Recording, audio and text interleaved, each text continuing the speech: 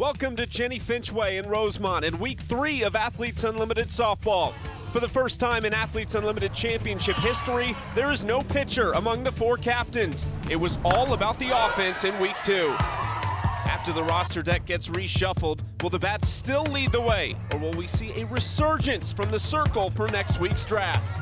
It is tight at the top of the leaderboard, and gold is up for grabs. That it is. Week 3 of Athletes Unlimited Softball about to get set. We've got a good one to kick things off. Team Jaquish and Team McCleney as we get our first look at these revamped rosters. Well, the leaderboard looks a lot different at the top as Carrie Eberly slid out of those captain spots. For Haley McCleney and Amanda Chittister, they took huge leaps up into the 2nd and 4th spot, joining Deja Mulipola and Savannah Jaquish from last week. This is how you're going to score points here at Athletes Unlimited. Those win points, those individual stats, and the MVP voting, all so important. This is what Athletes Unlimited Softball is: 60 world-class athletes working on that innovative scoring system, and all of them trying to be in that top 4 spot to be a captain in draft on Monday. Beside the 2-time Olympian Danielle Laurie, I'm Chucky Kemp. Haley McCleney took a huge leap and now kind of enters herself in the chat of, hey, I might be the first hitter to ever do this thing. And I love it. It's a second opportunity for her to be a captain, and I also love the fact that you have 4 power hitters. This is the first time in AU history where we have not seen a pitcher in the captain's seat. Well, we'll see if McCleney can keep it going and what she has done with that roster in just a few moments. But here it is, the biggest movers. It was McCleney, O'Toole, and Chittister all up more than 30 spots. And I think that just goes to show, number one, they're very fortunate to be on those winning teams, but they're also having great performances, earning those MVP points, and that's really what allows for you to move up top. And 35 spots for Haley McCleney sealed the deal for her to be a captain this weekend. And not only that, but Savannah Jaquish has been electric, folks. She's continued to keep rolling on and on with her hitting from the first time she set foot in Athletes Unlimited. You pretty much can't get this young lady out. She's been consistent, and yet again, she is going to be a captain this weekend. Jaquish continues to dominate. We will hear from the 3rd member of our team, Key Michael, as the game goes along, as she is wandering the stands. And we are so excited to get going for Week 3. You just never know what's going to happen. We had so many movers up and down the leaderboard in Week 2. It is really tight. The top 20 on the leaderboard are within 300 points of each other. And we'll show you some graphics to back that up as we go along. But 300 points, that can change in a span of 2 games, almost just 1 game, if you can have a big-time night. These teams get ready to take the field, and this is kind of the feeling out night with what these teams are going to look like, who can get a little bit of momentum, and it has been important to do well on night number 1 and get that team chemistry rolling as we look at who will be in the field with Team McCleney.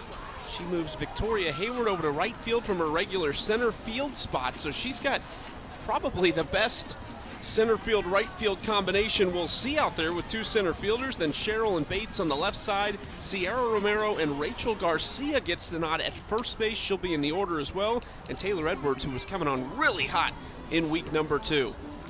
They all surround Mariah Masson, the rookie out of Oregon State. Got the late call to AUX in San Diego. She is here full-time for the championship season. She's had a little bit of ups and downs, but we've seen her be really good. Well, and she's got a lot of spunk, and I think that's what makes her unique. She can throw the ball hard. She works to all zones. She does not fear throwing to the inside part of the plate. And that's the type of attitude you have to be able to have going against some of these hitters. And honestly, Chucky, Week 3 for me is big because I feel like Week 3 you really start to see those athletes kind of turn into who's going to win this at the end of it. It's the turning point of the season for us, and this is who Masson has to face. Aubrey Leach, Sydney Romero, Savannah Jaquish, Bubba Nichols as the top 4. That is absolutely dangerous. We saw this with Team Jaquish last week. It just felt like Savannah really went offense, and I think you see that in those top 4 spots. A really dangerous top of the order for her. Bubba Nichols in the 4 spot, 6 for 10 with runners in scoring position. And you have to think she'll get plenty of opportunities with who's up in front of her. And Masson trying to kick things off in a good way for Team McCleney asked Haley what her draft strategy was going into the week, and she said, I'm just here to take the best players. Once I got my pitching staff especially ordered, I'm looking for the best possible available player. And here we go, week 3 of Athletes Unlimited Softball here in Rosemont, underway, and a swinging foul ball from Leach to start things off 0-1. Aubrey Leach out of Tennessee. She's currently in law school there while serving as a GA. Said her days start at 5 a.m. with a workout and usually end around 12:30 or 1 in the morning.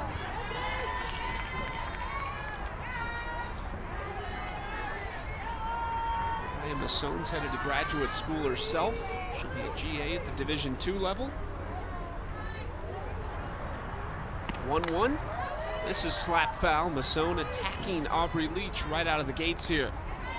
And the trend I think that we've really kind of seen from week 1 carry over to week 2 is just these hitters with 2 strikes are so fearless, and they make pitchers work, and they foul off a ton of pitches. And that, I think, has been the biggest uphill battle for these pitchers. It's like, man, we're able to get that 0-2, we find a way to get ahead, but then they make you work, and you can find yourself maybe throwing 6, 7, 8 pitches to almost every single hitter. Got her outside corner. Leach goes down looking. Massone starts off with a strikeout.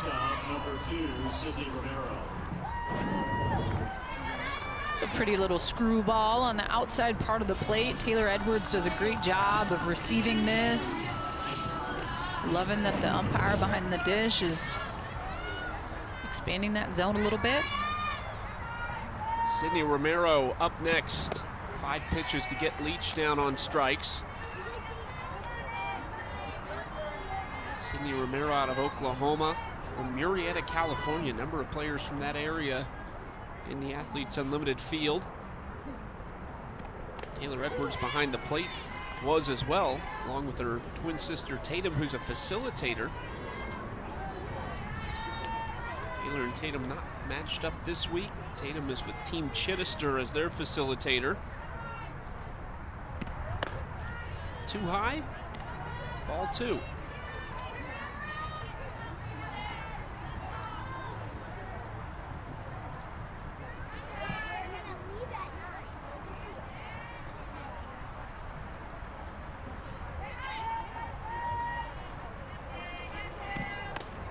Inside, ball 3. Good fight here from Romero to try and give Team Jaquish their first runner of the week with the team captain Savannah Jaquish on deck.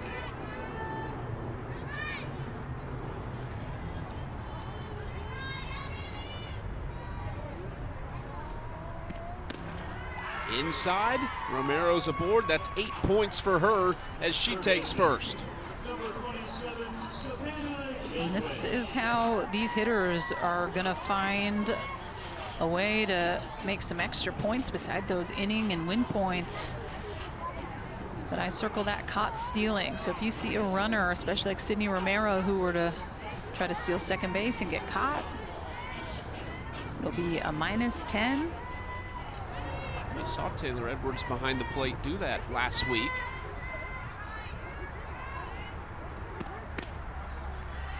Inside from Massone to Savannah Jaquish. As a pitcher, after a tough week, to say the least, as a group, I mean, you come into a new team. What are the conversations like? How does your mindset maybe change entering week 3 and trying to find some sustained success? I think you have to go into each week being able to evaluate your own personal performance and know what you need to do to get better, whether that's going and running the warning track and putting on your favorite tunes, or getting in the bullpen and trying to find someone to kind of help get you out of a funk, or working with a facilitator in the cages like Jen Salling. But there's such an accountability piece at this level that if you want to hang with the pros, you want to play professionally, you have to be able to hold yourself to that higher standard, which means you have to know what you need. People can't tell you. And I think a lot of times the rookies have maybe a little bit tougher of an adjustment coming out of college, being told what to do constantly. Then you hit AU, and Athletes Unlimited, you have to know, how can I get past a really bad day? How can I get past maybe sitting on the bench when usually I'm used to playing every single day in college? There's so many different things that goes into this, and 90% of it is mental. Ground ball right side, chance for two. Romero to Bates, and I don't think she had a great grip on the ball to try to get Jaquish, but they do get the lead runner for out number 2. I think something really important too, Chucky, is just the communication piece with the battery. And I know I stress this a lot, but if you are at times having someone new catch you every single week, you as the pitcher need to be the one that is going and opening up those doors and those conversations of what you want. When you're struggling, what's going on, what do you need? Because at times you can feel very alone and on your own island in the circle. There's a circle around those pitchers for a reason. So to be able to communicate what you need when you're in trouble, what you need when you're at your best, and that starts early. You get drafted on Monday, the Athletes Unlimited draft. I'm communicating and texting with my pitchers and catchers and figuring out how we can get as tight-knit as possible, because you go as the pitchers go. Nichols skies this one. That is going to land maybe right on the TV truck, just beyond it. Nichols out of UCLA from Merced, California. Teammate from UCLA standing over at first base on the other team, Rachel Garcia, and her roommate here at Athletes Unlimited. Misses outside. We'll see if Rachel Garcia makes an appearance in the circle tonight. We saw those two head-to-head last week.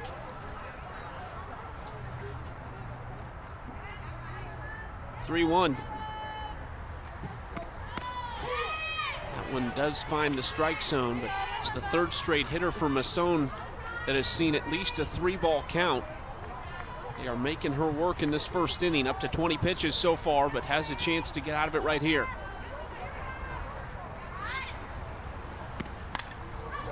Popped up and leaking out of play.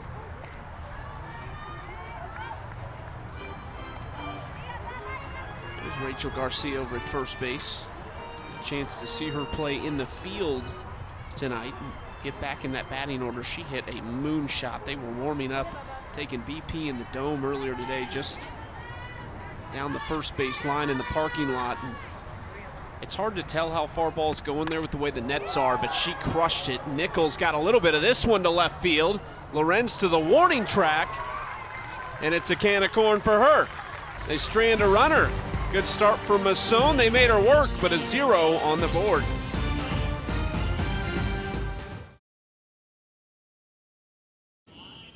0-0, bottom of the first, 10 inning points on the line as Mariah Masson did her job in the top half. Can the offense do their job against Danielle O'Toole, the AUX champion, who was 1-1 in this season so far with a 2.92 ERA. And O'Toole, she made quite the move up the leaderboard as well. 31 spots improved thanks to a complete game and being on Team Mulipola. Of course, she's going to be in the circle today, and starting lineup for Team McCleney down there at the bottom. Taylor Edwards, 5 for 8 last weekend. She's really heating up. Big time power bat is Edwards as McCleney watches strike one. And Haley McCleney kind of threw a wrinkle into everybody's plans this week. I think personally, Danielle, she takes Victoria Hayward, so she gets another center fielder off the board and moves Victoria Hayward right behind herself into the 2-hole. And I think you have two of the toughest outs in the league back-to-back right here. When you talk about working pitchers, McCleney and Hayward might be the top 2 in the league. I could not agree more. And you look at Victoria Hayward and how consistent she has been able to be in that leadoff spot week in and week out. And Haley McCleney knows that, and that's why she chooses to take her. Just not only is Victoria Hayward a triple threat and leads this league in stolen bases, but she has a lot of experience, someone that the captain, Haley McCleney, can kind of lean on a little bit if she has any questions. They are just such tough outs. McCleney, nerves of steel at the plate. Talk about somebody that knows the strike zone as a hitter. Danielle O'Toole, she is probably the best arm here after last week. Carrie Eberly was so good to start. It was a rough finish to the week for her, but O'Toole got right back into her form. Ooh. I feel like that's a pitch last weekend that we saw called, strike 3. From 0-2 to 3-2. Ground ball right side, Leach is over, and there's one away for Danielle O'Toole. Here's the defense. Wiggins, Bubba Nichols moves into center field. That's kind of what we're talking about. McCleney takes Hayward, so somebody else is going to have to step into a center field role. It's Bubba Nichols for Team Jaquish. Harshman goes from second base to right field. It's Jaquish and Sydney Romero on the left side, Leach and Vidalis on the right, and Sachel Palacios behind the plate. First pitch is a strike on the outside corner to Victoria Hayward. From Toronto, went to Washington, Team Canada member. Sitting on a 15-game hitting streak, entering this one. That goes back to last year's championship season here in Rosemont.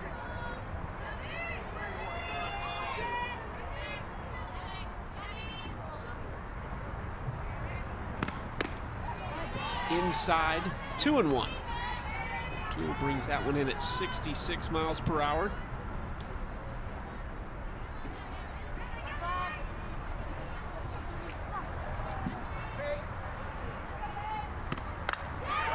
Hayward, right center field. That's going to get down. One hops the wall. Hayward round second, headed for third. It's a triple for Victoria Hayward as she sits on third base.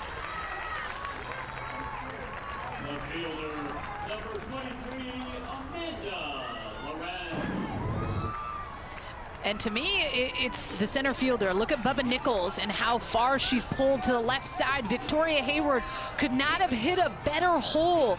Would this ball have been caught if Bubba Nichols was straight up? I don't know. She could have potentially laid out, but man, that shift did not get to Victoria Hayward. Finds a way to tack on 30 points for that triple.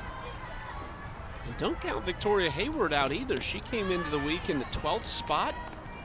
She's had success before, was third in the 2020 season, 13th at AUX, and missed a day and didn't earn any points that day. Amanda Lorenz missed 2 days last week. She returned in a big way to the lineup and then goes a lot higher this week in the draft to Team McCleney. O'Toole trying to dance out of a one-out jam. Good spot there on the outside corner for strike 2. Well, and a good opportunity here for Team McCleney with one down and Victoria Hayward on third to win this inning. And if they're able to score a run here, everyone on Team McCleney would be getting 10 points to add. Push them up a little bit on that Geico leaderboard.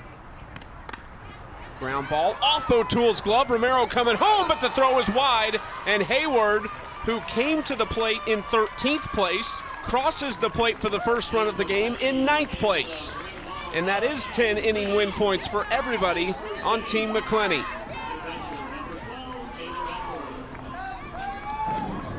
This is putting pressure on the defense. You see that the infielders are pulled in. Sydney Romero moves a little bit. Throw just is not on the money. Have to be able to have that throw dialed in to Palacios if you want to attempt, because you have to apply that tag, and you know Victoria Hayward has some speed. Edwards ground ball left side. Jaquish looked Lorenz back, and there's 2 outs. O'Toole recovers quickly after the run comes across.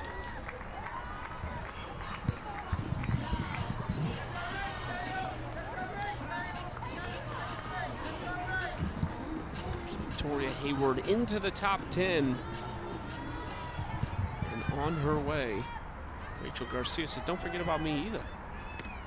I could always make a late charge as O'Toole goes with the off speed to start off Sierra Romero.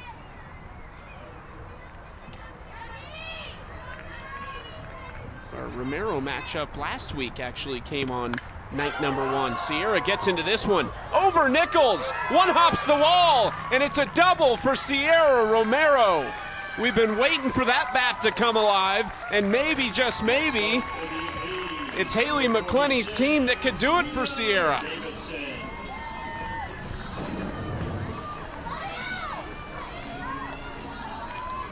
I love it. She's just able to turn on that pitch. That's a pretty good velocity on Sierra Romero's hands, but she's not fooled by it at all. Lorenz is a no-doubter. She's going to be scoring, but that's a really good AB by Sierra Romero, and add on another 20 points. All smiles right now for Team McCleney as we see the rookie Mia Davidson from Mississippi State, another one who found it a little bit last week.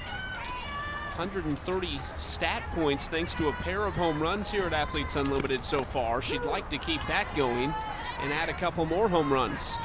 Well, and at times, Chucky, I feel like you see rookies get opportunities, but not always as consistent as they may like. But Mia Davidson, you know, as a pitcher, you fear her a little bit.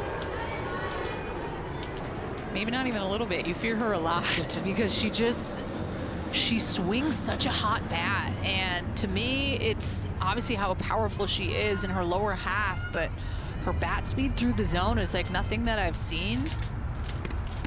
And she took Athletes Unlimited by storm in the scrimmage games where she had hit the 4 home runs, and I think turned everyone's heads and said, oh, it doesn't matter if you're a rookie or you've been here for year 3. This young lady deserves to be in the lineup day in and day out. How's this straight back? Working against a veteran pitcher in Danielle O'Toole. Doing this a long time. O'Toole actually gave up 2 runs in the first 2 innings, 1 apiece in her last start of week 2. She turned around and went the distance for Team Mulipola in that game, got the win, picked up an MVP too, and that's how she was able to jump so high up the leaderboard along with Team Mulipola going 3-0 last week. And we asked that final day, would Danielle O'Toole be around for Deja Mulipola to be picked, or to be picked by Deja Mulipola, and the answer was no. She went too early.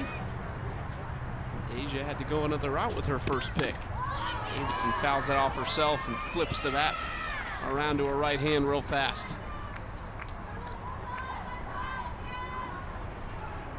Mia Davidson having a good quality at bat, going on the 8th pitch. Team McCleney is making Danielle O'Toole work, going on her 25th pitch of the first inning. And as a pitcher, that's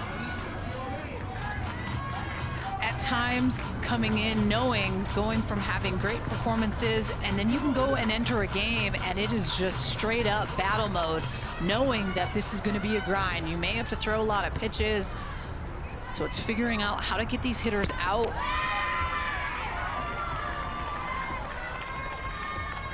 Davidson does not get out that time, walks instead, picks up 8 points, and for every run scored during this year's Athletes Unlimited season, Aspiration plants 10 trees. We had 1,180 trees already planted heading into week 3 thanks to Aspiration's support. Already committed, I should say. They didn't get out and plant 1,100 trees in a week.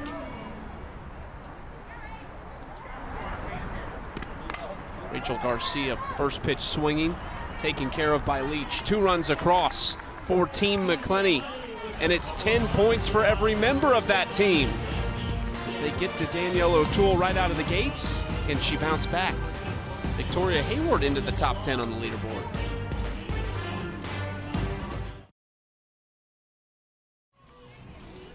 Victoria Hayward triple and came around to score. You see her in 8th place there. Now just 46 points back of Hannah Flippen in 7th. We'll see how much this leaderboard changes here in the first game.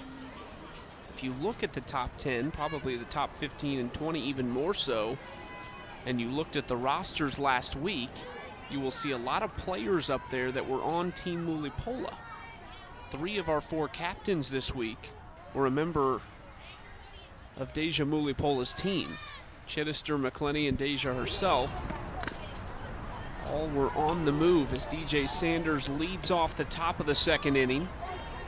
0-2 count. We talked to DJ last week in the chair, and Said that it's all going to come. It's coming around for her. Her approach is going to work.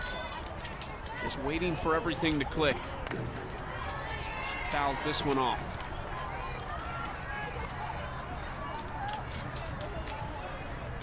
Masson allowed just one base runner in the first inning. It was a walk to Sydney Romero. Nichols ended the inning flying out to deep, deep left field as Sanders holds back on that. Ball one.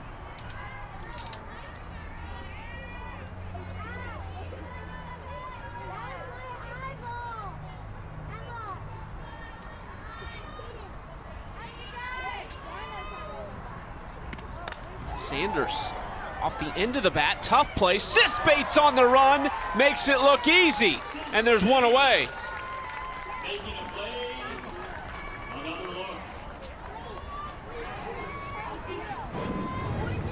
This is a sweet little grab by Sisbates. That was drop in no matter what. If she's not able to get that, I'm not sure Lorenz, maybe if she was on her high horse, but I mean, she's making a good pull for this potential Geico Defensive Player of the Year. That's Amanda Lorenz in left field playing like she's got Sisbates at shortstop to me, because you said, you know, if she's on her high horse, she might get there, but the whole time it just felt like she knew Sisbates was going to get to that ball. Kelsey Harshman watches strike one. 1-1 count for a week 2 captain. First time captain for Kelsey Harshman. And it was a tough week. They went 0-3. Had a tough night number 1 on a ball down the left field line.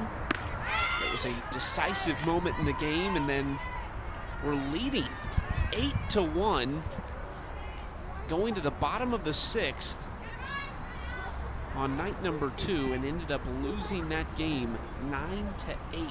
Allowed 4 runs in the 6th and 4 in the 7th, and lost by 1. It was just a heartbreaking week for that team, and Kelsey Harshman went from 4th place to 28th place last week. That's what happens when you're not able to get those win points and inning points. Gets into this one a little bit. Center field, McCleney onto the warning track and makes the grab in left center. You can see the wind pushing McCleney over into the left center field gap there. It's a crosswind at the moment, but we've seen the flag swirling in center field. They've come straight in a little bit right now from right to left. And there you go. Haley McCleney was the Geico Defensive Player of the Year in the championship season in year 1. Sisbates was the Geico Defensive MVP of AUX in San Diego. And the fact that viewers get the opportunity to see Sisbates and Sierra Romero play together up the middle, I mean, that's what you just love about Athletes Unlimited, is every single week you're not seeing the same roster of players that are getting the opportunity to continuously play together. They're sometimes getting to play with each other, and then the following week they're playing against each other. But for some of these women, getting that chance to ball out with a Sierra Romero is right up Sisbates' alley. Here's a chance for somebody. Hayward running over, and it is into the bullpen foul.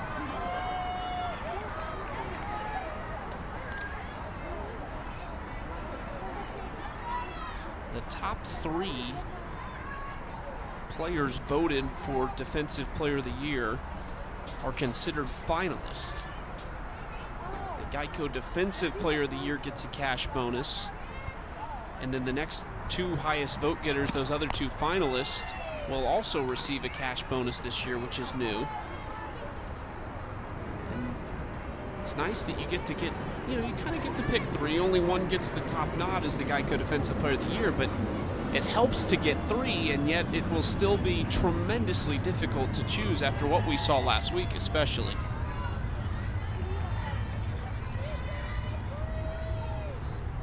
Tori Vidalis with 2 away, trying to keep things going. Tori's swinging a hot bat here at Athletes Unlimited Championship season, and Masson lets her go there to first, a 2-out walk. And you saw a big smile from Mariah Masson after she throws that 3-2 changeup, that pitch way up in the zone, knows it's a pitch she wants to kind of obviously keep down, but you love seeing a little smile knowing, oh, yep, that one got away from me.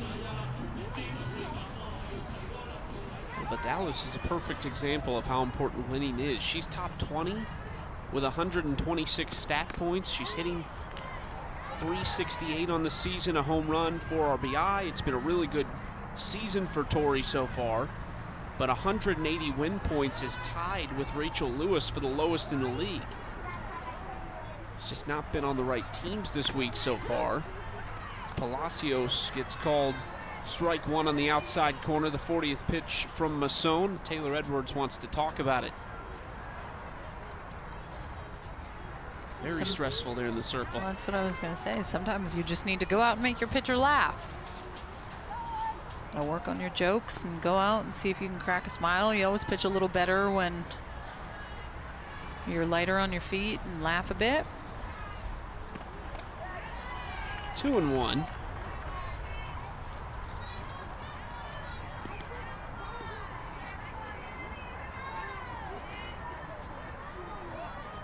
Great moment last week with Taylor Edwards mic'd up behind the plate, making that awesome snag on the foul balls. Basically still in the crouch position, kind of reaching back behind her, said, look what I found. And I talked to her today, she said, every time you're mic'd up or you do a chair chat or you have the IFB in, something good happens. Except for Bubba Nichols at one time when we were chatting with her and left. Well, you know, it was a long way to go. It was a long way. She had made some great plays, though. I do like getting the opportunity to talk to the catchers, though. I just think there's such a cool piece to that puzzle to be able to listen to them and just kind of ask them questions, just hear the banter back and forth. Inside corner from Masson, and that'll do it. So a walk in each of the first 2 innings is all that is going on. Masson just painting the inner half. Backwards, Kay. Rosemont, Athletes Unlimited in full swing.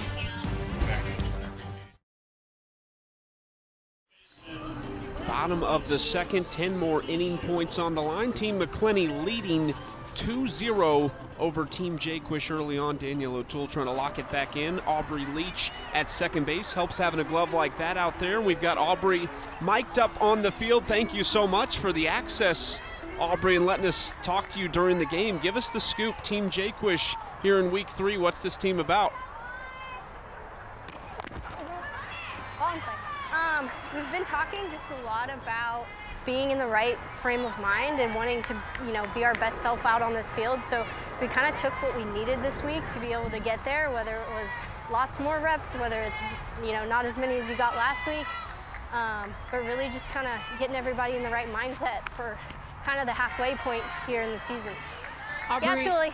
You taking some time off and focusing on law school and then making that decision to go back. How is that healthy break from the game and now being back? What's it like?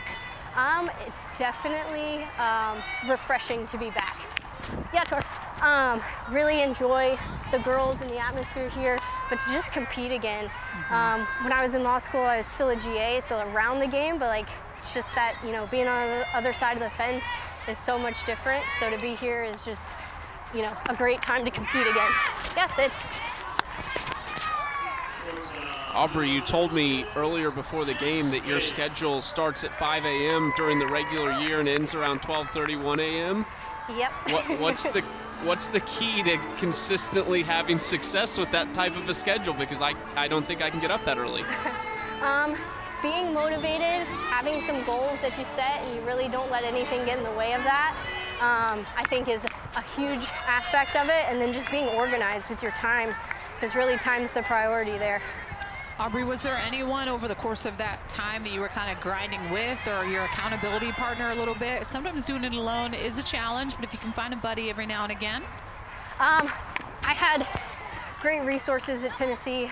Karen Weekly, head coach, was went through law school, was a lawyer herself, so she understood it. She gave me, all the time or resources I need off or to be able to study a little more. She even let me fly in late to away series for the SEC games, and so she was definitely my big supporter. Tori.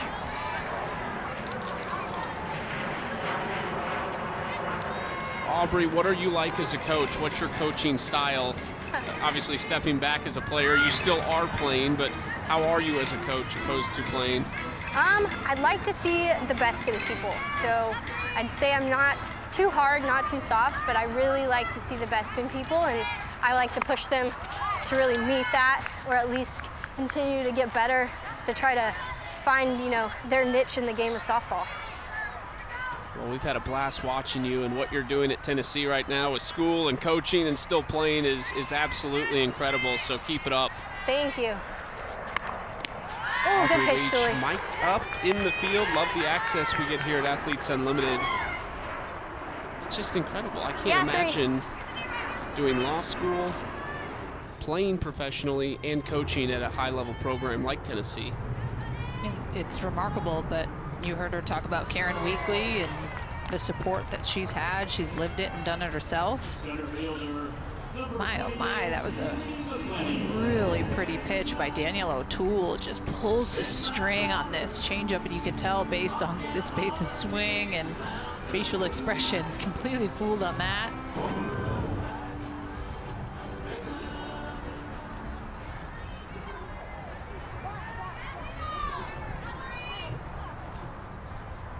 Two away now, off speed, got McCleney. 0-1 count. Never feels safe or comfortable against Haley McCleney, though.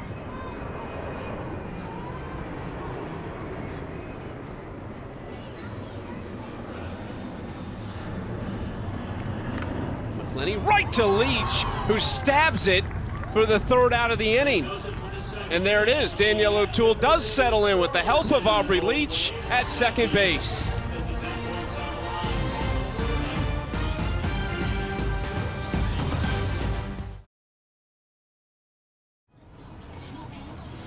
Nothing. Team McCleney leading, 20 points on the line here in the top of the third. And this was Aubrey Leach just moments ago making a really nice grab at second base. And it's always right after we kind of chit-chat with her a little bit. Just talked about that. There's a really cool wall here underneath the stadium in Rosemont that highlights a lot of the players here and some of their stories. And Aubrey Leach, her grandma, Wilma Ann Williams, played pro baseball for the Rockford Peaches, and that's Aubrey there on the top right, her grandma pictured there in the center. And that is, it's incredible. 2 generations there of professional athletes for Aubrey Leach and her family. And the gene pool strong, because I very well could have looked at that and thought that was Aubrey Leach. Yeah. She's got twin sisters coming to Tennessee next year that she will be on the coaching staff helping out. Quick 0-2 for Mariah Masson. Hot 68 on the outside part of the plate. You could hear the glove from up here in the booth. Outside ball 1. Masson can bring it. She can also swing it. Her and Rachel Garcia on the same team this week. 2 players who can pitch and hit successfully too. Masson, we haven't seen swing the bat a lot in her time with Athletes Unlimited. A couple ABs at AUX in San Diego, but not here in the championship season yet.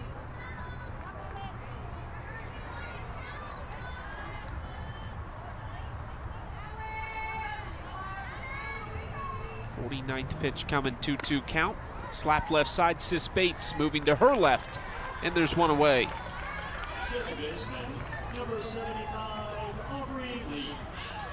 Masson's got to be happy to be with Team McCleney this week with Haley McCleney in center field and Sis Bates at shortstop. When you see Sis Bates pulled a little bit to the left side, but what makes her so special is her range. She knows these athletes, she knows where to play them, but it's her side-to-side movement that makes her so good in that quick initial first step. We have not seen the last of her spectacular plays here in Rosemont, without a doubt. Never disappoints. It seems like every game she does something special. Calling off Cheryl in foul territory, and it's Sis Bates again. First 2 outs belong to her this inning. The Unlimited Club provides great benefits. You can vote on league decisions, interact with players, earn signed items, and more. For more information or to join today, go to auprosports.com. Turned out to be a really nice night here in Rosemont. Looked like we might have some rain in the area at the beginning of this game as we were coming up to game time, but still some clouds around, but definitely thinning out right now. 2 outs for Sydney Romero. Outside from Masson, 2-0.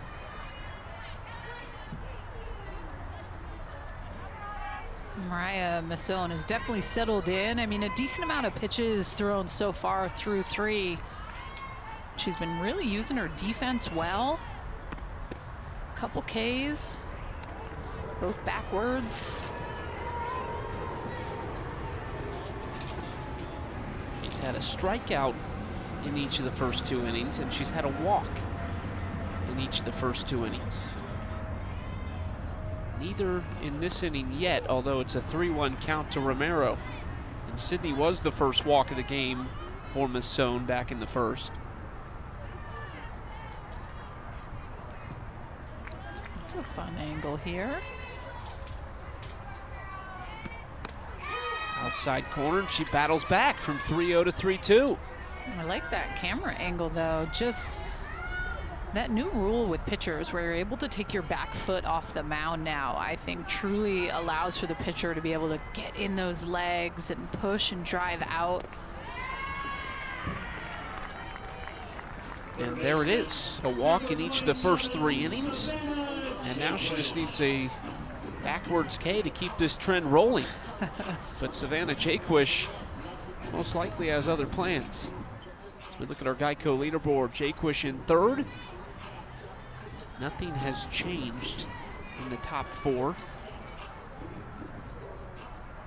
A lot of big names in the top 10 right there. Alicia Ocasio, last year's champion, in 10th. We'll see her in tonight's game.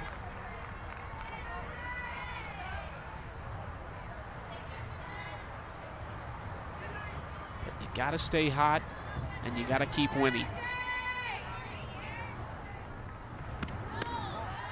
I feel like it's almost a crime that pitchers have had to have their back foot on the rubber all these years. Like, you look at how small that rubber is, and the rule has always been that both feet need to be touching the rubber. But we tell pitchers when you're teaching them to create as much power using the ground to drive out. So essentially, it would be like telling a hitter that they have to keep both their feet shoulder width or closer together. And her back foot being able to be off that far just allows for more push into that front side and firm hard through, which just allows a little bit of extra velocity for some pitchers depending on mechanics.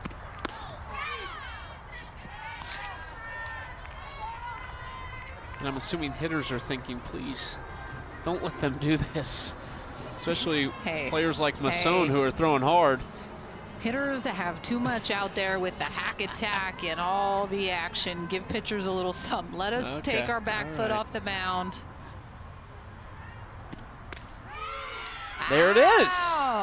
A walk and a backwards K in every inning for Mariah Masson, and most importantly, no runs.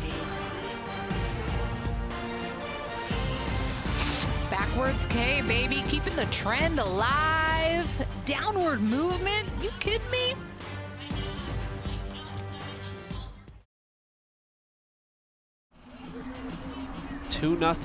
Team McCleney leading and coming to the plate with 20 inning win points on the line. Victoria Hayward would like to do what she did last time up. Yeah, just liner to the fence. Knows Bubba Nichols was shifted a little bit towards that left side. And that turf, they scoot pretty good on the turf, so always have to be mindful. We saw last weekend with a little bit of rain on Sunday, they pretty much could start the slide from halfway to first to second, and they'd roll right in there. Victoria Hayward up 4 spots already tonight. And O'Toole ahead in the count 0-2. She started 10 of 11 batters with first pitch strikes tonight. And that's efficient. And little pitchers that are watching, take notes. That's what makes you have a little bit more success in the circle, when you're able to get ahead of hitters, especially right out of the gate. 1-2 count for O'Toole. Outside 2-2, Hayward fighting.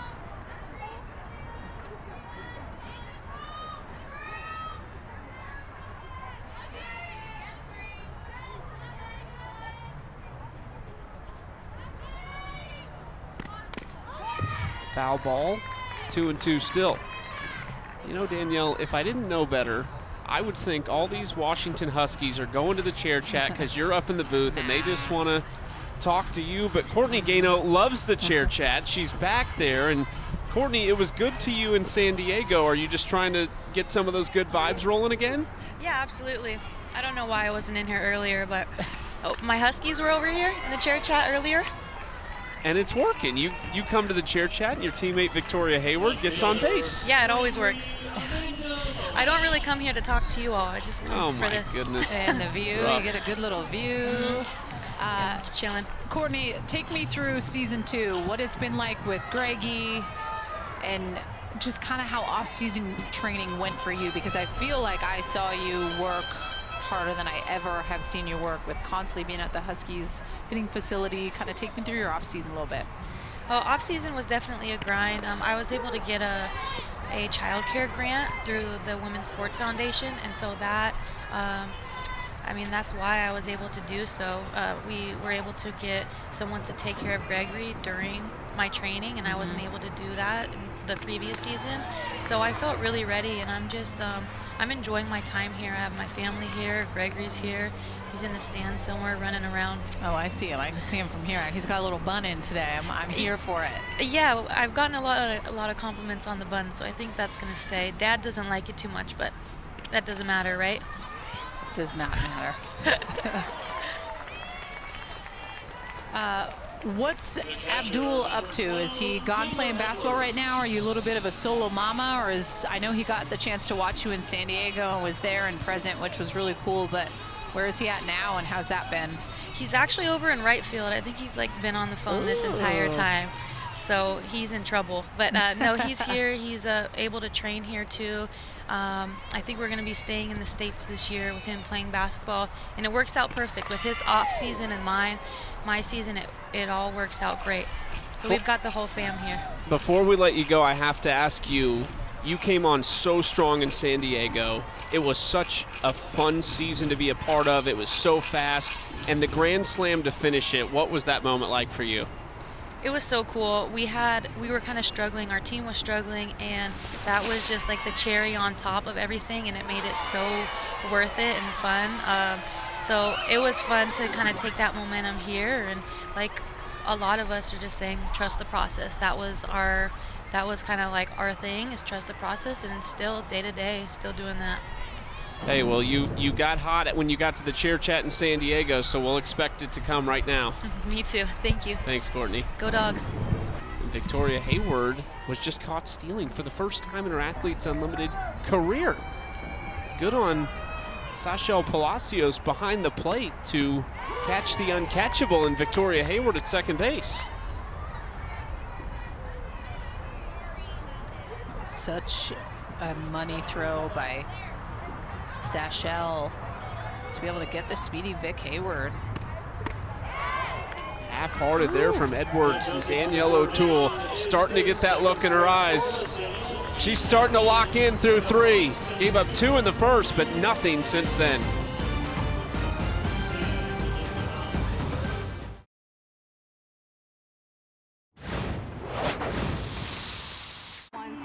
Three up, 3 down.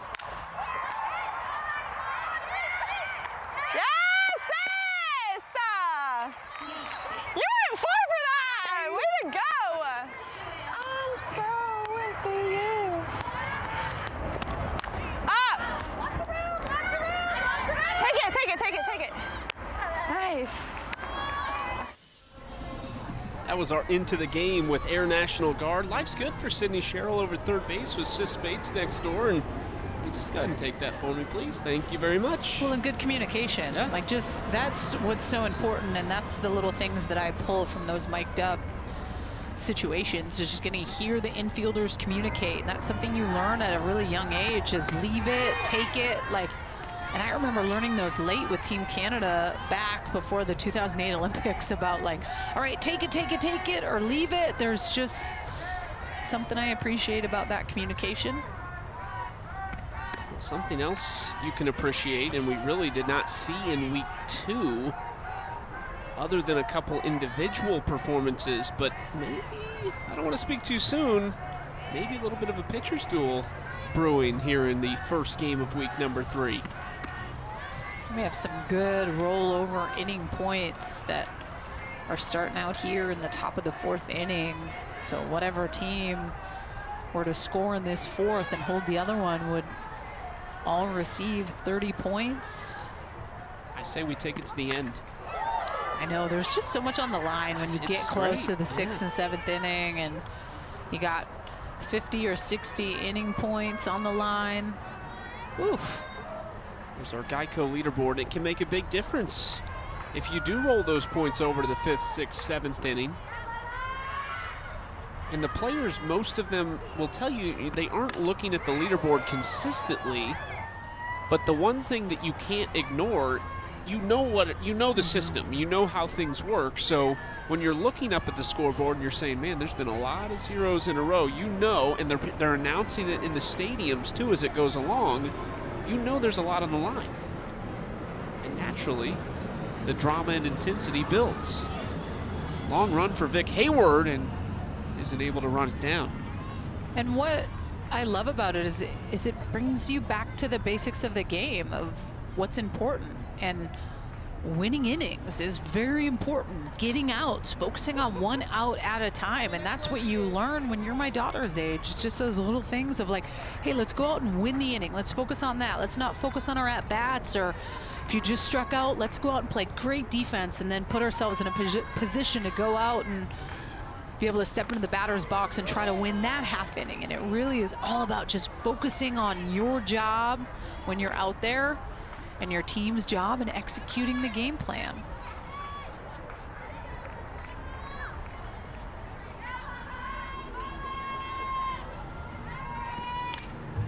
And your daughter is here this week. She's actually in the booth with us right now, but she's got to be on cloud 9. Yeah, she's doesn't care so much about like the actual broadcast stuff. No, she could care less about us. Yeah. But getting to be in there and watch a little bit of BP and meet some of these women and kind of see what Mom's been doing the last couple years when she's gone on the road.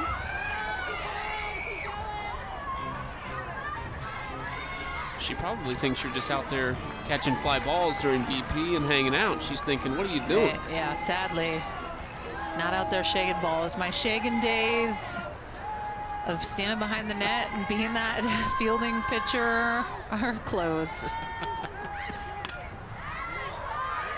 Nichols fouls off the 10th pitch of the at-bat. She heard pitcher's duel. She's trying to end that conversation quickly. 11th pitch coming. Who will win this battle?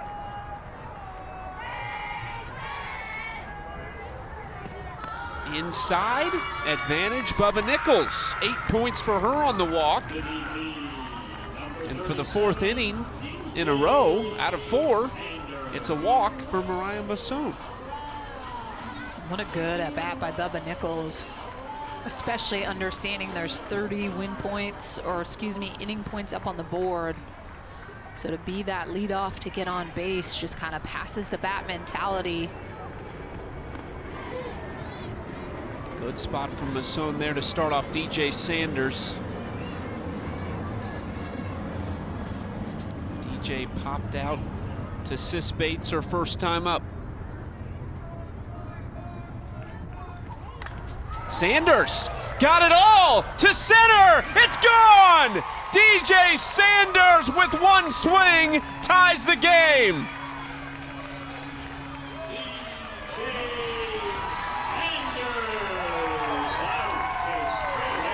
She said it would all pay off. All the work, the approach would come, and there it is. Results.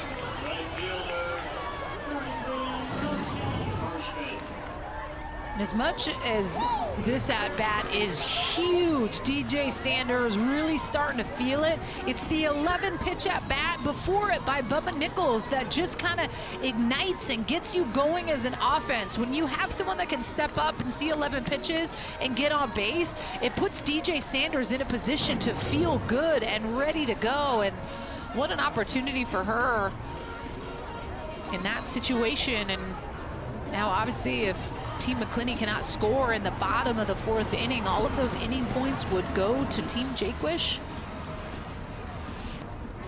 Well, one swing puts two on the board. It was a pretty good start from Masson, but it's McQuillan coming in. Hey Erica. Hi. What's the best part about being back in Rosemont? Just being surrounded by all the girls again and being in this environment we get treated so well here and the staff is amazing. Here in season, it feels like it's been a while, but also feels like we've never left. Just that feeling of familiarity and competition is just the best. Getting the crew back together and being in an environment that we're all a little bit more familiar with. Seeing new relationships forge and old relationships rekindled. The fans are amazing. Rosemont itself is an amazing city and the field is top-notch softball field. I get to be around my forever friends, amazing athletes, and even better humans. Aww. Yay, friendship. Yes. Big week as we continue with softball tonight, 6 Eastern on ESPNU. Team Chittister, or excuse me, that's tomorrow. Team Chittister and Team McCleney, 6 Eastern on ESPNU. Team Jaquish, Team Mulipola after. And then lacrosse, it's their championship week. Week 4, 1 and 3:30 Eastern on ESPNU tomorrow. Don't miss it. We've got ESPNU for just about the whole day, and it's tight at the top. Sam Apuzzo, Taylor Marino, separated by just 20 points in this final week. You got to tune in for that. We're hoping for that type of a finish here in Rosemont as we see Taylor McQuillan. Been a little bit of a rough go for her here. She has struck out the most batters, though, 20 strikeouts in just 11 innings pitched. Well, and her coming in right now, it's all about just figuring out what's that pitch I can get for a strike and how can I get ahead of these hitters. And I think her being able to change speeds well will play into her favor. She has a great curveball, throws it to both sides of the plate. She can snap it, backdoor curveball, and she can also run that lefty-lefty matchup hard into the right-handed batter's box against these left-handed hitters. That swing there from Kelsey Harshman is the first time a player on Team Jaquish has swung at the first pitch of an at-bat since Aubrey Leach did it to start the game. They have been patient at the plate. McQuillan gets out in front quickly. And this is just an example of Taylor McQuillan. When she is on and she can hit great spots, she is a very hard pitcher to face. Goes up in the zone, uses that curveball. It's a great spot, 0-2. Taylor McQuillan out of Arizona, played for Team Mexico, played professionally in Japan this year. First team All-American as a senior at Arizona. Good swing here. McCleney's got to go a long way, can't reach it. Harshman into second with a double. And McCleney was moving, but it was too far. And Harshman has 20 points. And the go-ahead run stands on second. This is just a pitch that she stays on playing with. It's a curveball on the outside part of the plate. Just hits perfect gap. McCleney lays it all out there, so close. But 20 points for Kelsey Harshman with that big-time double. And yet again, I'm going to go back to that 11-pitch at-bat by Bubba Nichols to lead off this inning. That just kind of ignites an offense and that pass-the-bat mentality. Love that camera angle. You could see Kelsey Harshman's eyes following the ball and then quickly pan down to Haley McCleney chasing it down in center field, probably thinking, oh no, that's not who I want to see out there.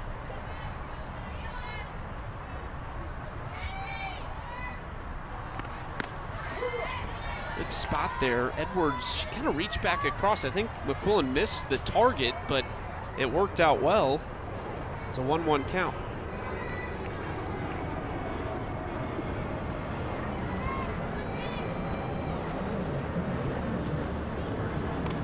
Inside off the handle. Vidalis, that was actually pretty close down the left field line. And these two know each other well. They have competed with each other on Team Mexico and went to the Olympic Games last summer. Taylor McQuillan, Tori Vidalis. So at times when you're going up against someone that knows you really well, I almost put the advantage at times to the pitcher because you can kind of have the pitch backwards mentality versus the hitter. But then you look at Bubba Nichols and her success off Rachel Garcia, and I'm like, sometimes the hitter really can be up there guessing as well, especially if they know you pretty good.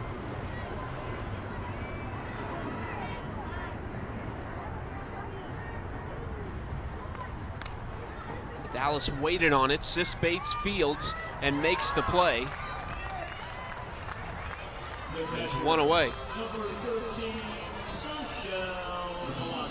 New season, new look, and new merch. Be sure to check out all the brand new Athletes Unlimited softball items, including player name and number tees. Go to shop.auprosports.com to purchase yours today. Do you feel like the players that you were with at Washington, if you had to face them right away, that without kind of going through a scouting report like you would for a normal game, you would have just kind of known? Like, you'd been around them so much, you'd watched them obviously. Do you feel like you would have had a pretty good idea of how to pitch to all your teammates there? Yes and no. I feel like I would have been successful, but you also have those hitters that just do damage off you. My mentality going against hitters that know me really, really well is to just throw heavy and hard on the hands, like really pump heavy velocity, 68, 69 miles an hour, and challenge them with that and make them uncomfortable right out of the gate. And I think when you do that and you establish my plate, I'm coming in, it doesn't matter where you're standing, then you put a little bit of fear in the hitter. I think sometimes when you try to be too careful and expand the zone too much, a hitter already has that kind of cat and mouse mentality that they're going to be able to get to you. Palacios bounces that over the orange base, the safety base down the right field line. I really wanted you to, talk some stuff. Say you could get Saling out right now. Because then I want her to say, you know what, let's go find out. Let's go over to the dome. Yeah, you can throw to Saling. Let's see what happens. Okay. I threw BP to my kid today and felt good about it, but didn't feel good enough to have to really amp it up.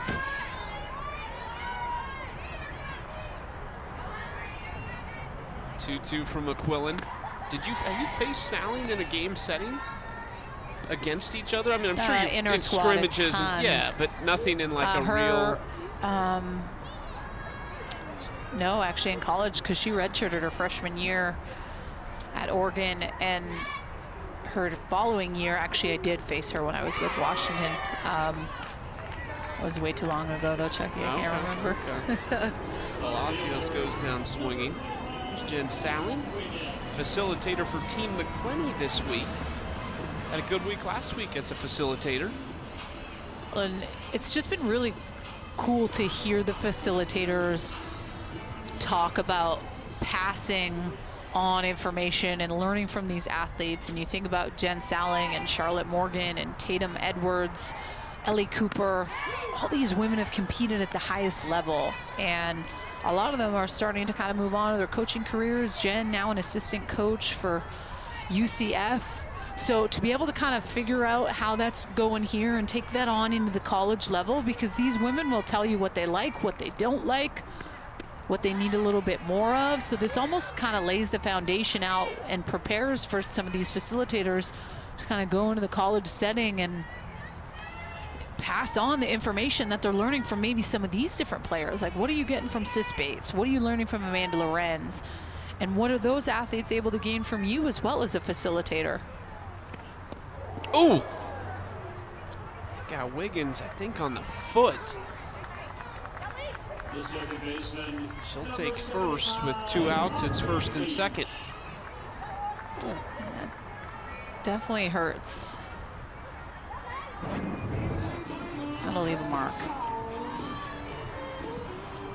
Megan Wiggins said after AUX it was rest for her. She's trying to recover from that intense season. Leach waits on it. Right back to McCleney on the first pitch.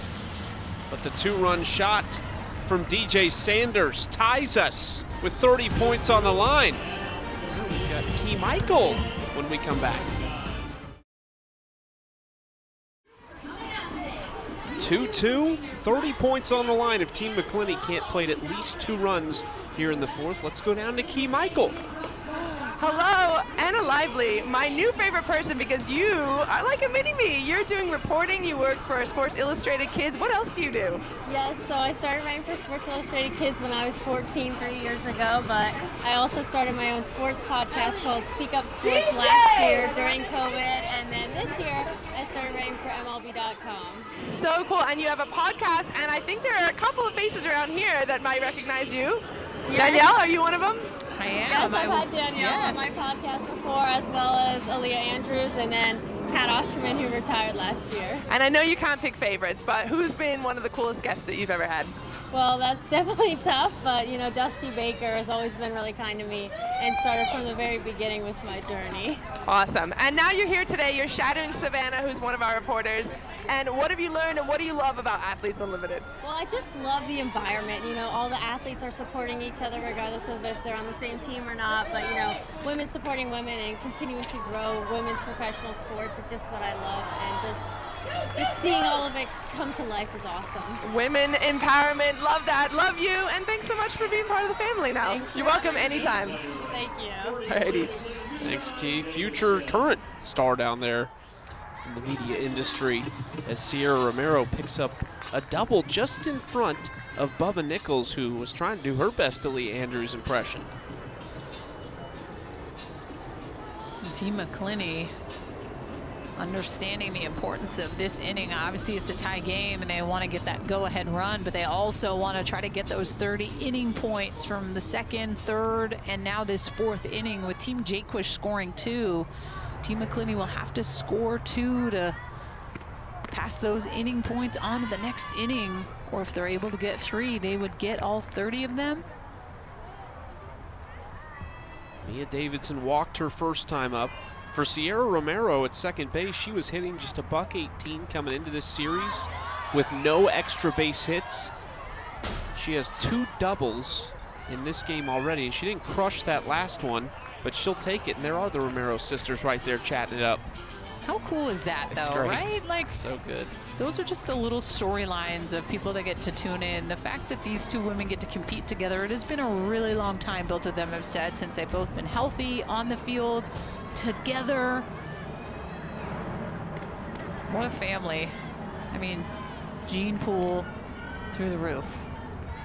Their brother Mikey just got drafted in the first round by the Red Sox, and supposedly their little sister might be the best of all of them, which is incredible.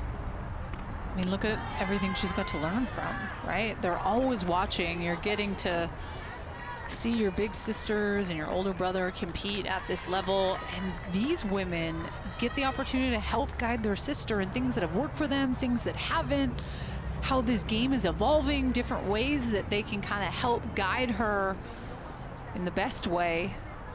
I don't get the feeling they're taking it easy either. I think they're They're playing to win everything. Oh, yeah, they probably. You don't want to play Monopoly with them. And I doubt it. I just don't even like Monopoly anyways. It takes way too long. Who can sit for almost 3 hours playing a board game? Laundry to do. Danielle O'Toole in a tough spot. 3-1 count to Mia Davidson, talking to her team captain, Savannah Jaquish. Knows they have to be careful with the rookie with all kinds of power at the plate. And a 3-1 count.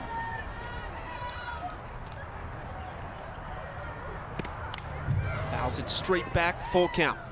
You just feel Mia Davidson swing. Like, it kind of gives you that, like, ooh, you kind of sit back a little bit. And I mean, her at Mississippi State was unbelievable.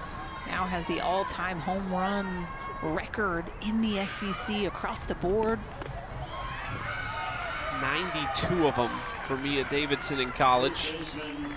And she walks against O'Toole for the second time tonight. Plus 8 points for her again. First and second. O'Toole has not been touched since the first inning when she gave up 2 runs. In danger here in the fourth with nobody out and Rachel Garcia at the plate. Rachel Garcia was one of those players in San Diego. She was returning from injury. It was her first Athletes Unlimited action. And she came on so strong late in the circle with the bat. She struggled at the plate here in Rosemont so far, just 1 for 14. If there was one thing you could count on in San Diego is when runners were on and they needed runs, she would come through.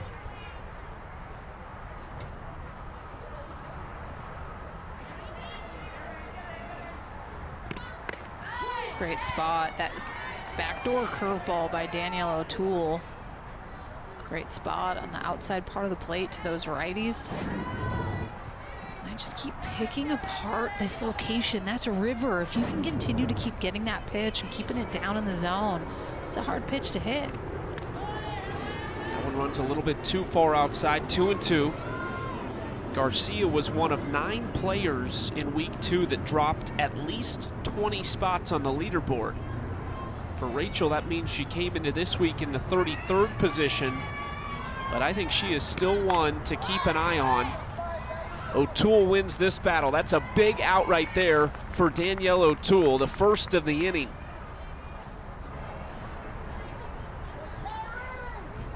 And here's the top 8 picks of the week 3 draft. Anissa Ortez selected first by her fiance Amanda Chittister. O'Toole went second, which is no surprise there. Garcia, who was first the first 2 weeks, drops down to the 3rd spot. And Daisha Mulipola, she picked 4th and 5th because she was the top captain of the week.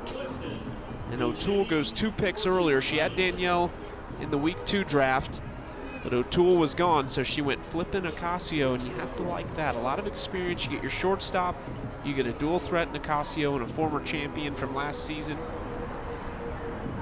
There's no surprise, a lot of those names up there. And Danielle O'Toole and Rachel Garcia, along with Anissa Ortez, all 3 have been picked in the first round of all 3 drafts this season. You can never take away just that experience piece and what that plays in a league like this. And it's not to say that the rookies can't come in and do damage, because they totally can, but when it comes to just understanding all of it and how the philosophy of Athletes Unlimited works, and sometimes just the little ins and outs of what has worked and what has not, those really experienced women that have been getting drafted up there know the ins and outs. Kaylee Clifton pinch hitting and not wasting any time, but she flies out to Bubba Nichols in center field for out number 2. And can Danielle O'Toole dance out of a jam? A leadoff double followed by a walk, and then 2 straight outs. The last chance is Sis Bates, who struck out swinging back in the 2nd inning. Sis is looking right in the camera there.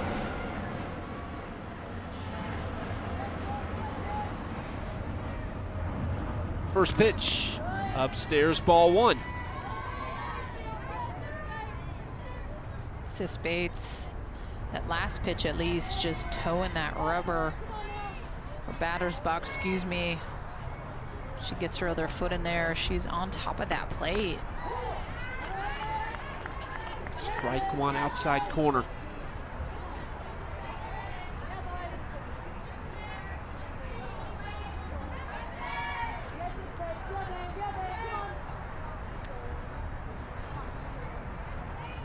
One from O'Toole, inside, fouled off.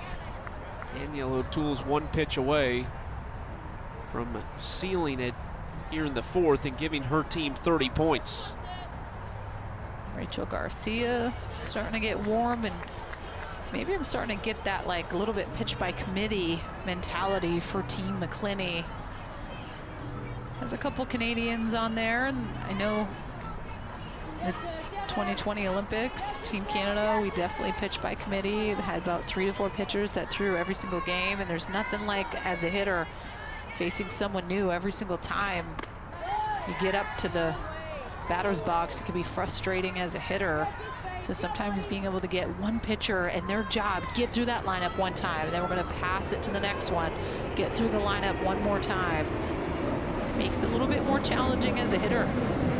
When we haven't seen sustained success in the circle from a lot of pitchers able to go the distance here in the championship season, O'Toole has been one. We saw that last week, but maybe that's the adjustment Haley McCleney wants to make as a team captain. Obviously a close game right here. Jaquish plating their 2 runs in the fourth. McQuillan came in and closed the door. How soon will we see Rachel Garcia? That misses downstairs. Full count to Sis Bates. Trying to turn it over to her captain, Haley McCleney. They'll be moving on this pitch.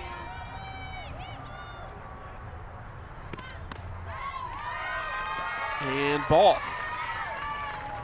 O'Toole wanted it. I think her infield thought it was there.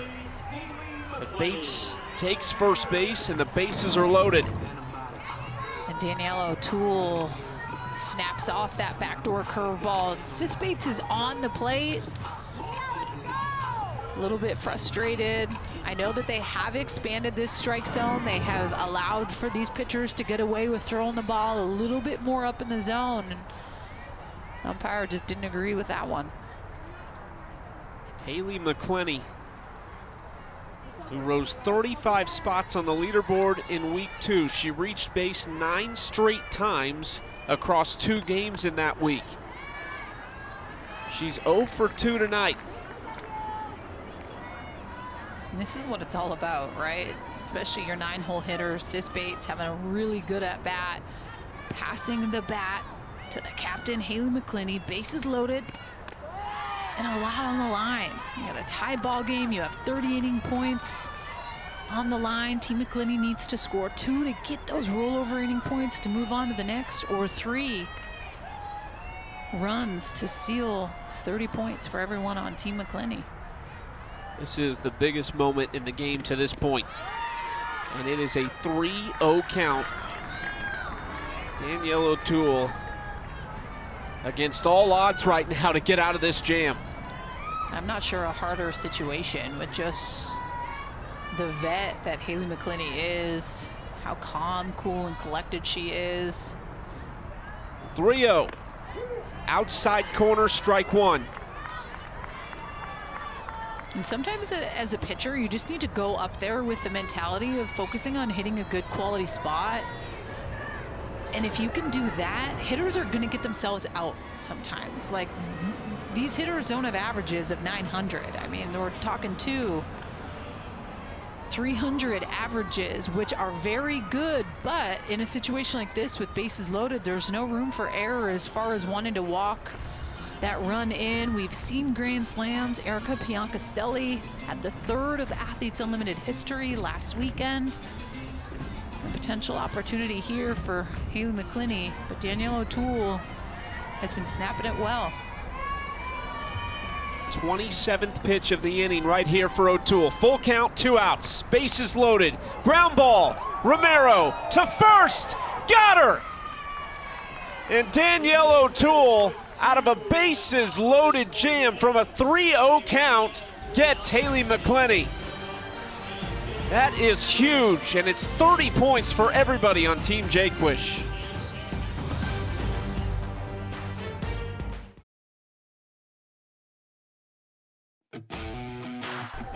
Deep center field, no doubt about it. A homer for the second consecutive at-bat, Savannah Jaquish. Hit the yellow thing hard. Sometimes I have to keep it that simple. I have been playing this game for a long time, so there's a lot of different cues, but sometimes I just get it all in my head and say, hit the yellow thing. That's Savannah Jaquish, team captain for the second straight week. Getting in the right mindset right here, and tell you what, she hits the yellow thing pretty good. She's one of the purest hitters in this league. I mean, as far as plate coverage and just skill, she's so good. But how much do you just appreciate when these athletes keep it really simple? Because it allows for you to realize at home, if you're sitting and watching and you're 10, 11, 12 years old, overthinking hitting and putting too much into it, you got to keep it simple. And if we're thinking of too many things stepping into the batter's box, we're not prepared, because we're trying to worry about way too many things other than just focusing on stepping in the box and hitting the yellow thing. Sydney Romero in a tough spot, down 0-2. Pitch from McQuillan is outside. We've got Jen Salling, the facilitator for Team McCleney, in the chair for a chair chat. Jen, tell us about your experience here at Athletes Unlimited so far. You've had some success in that facilitator role, but it's a new week. What's it been like? I mean, first off, I feel super honored to be sitting in this chair right now. Watching EU in the last couple years and being here and just witnessing chair chats is actually kind of funny, so it's cool to be a part of it. Is there a new way to wear the earpiece? Should I thought we usually go up top, but we went behind. I like it. Well, Molly and I didn't want to mess up the flow, you know? Yeah, that makes sense. Jen, talk to me. We're going into week 3 here. First time for you being a part of Athletes Unlimited. What are a couple things that really stand out to you over the course of the last couple weeks that you've really enjoyed? I mean, it's the environment, right? It's the high level, the elite level environment that these athletes are just capable of being as humans and as softball players. So it's just super fun to talk shop with them from an offensive point, defensive point, overall team philosophy standpoint. It's the best of the best, and they're so good at what they do. So it's just so fun to be a part of those conversations. Can you take me through what a facilitator's role is? What is your job, and what have you been doing week to week to help out these different teams and the captains? Yeah, so Sundays the MVPs are chosen, and then following the decision of the MVPs, I am assigned to a team.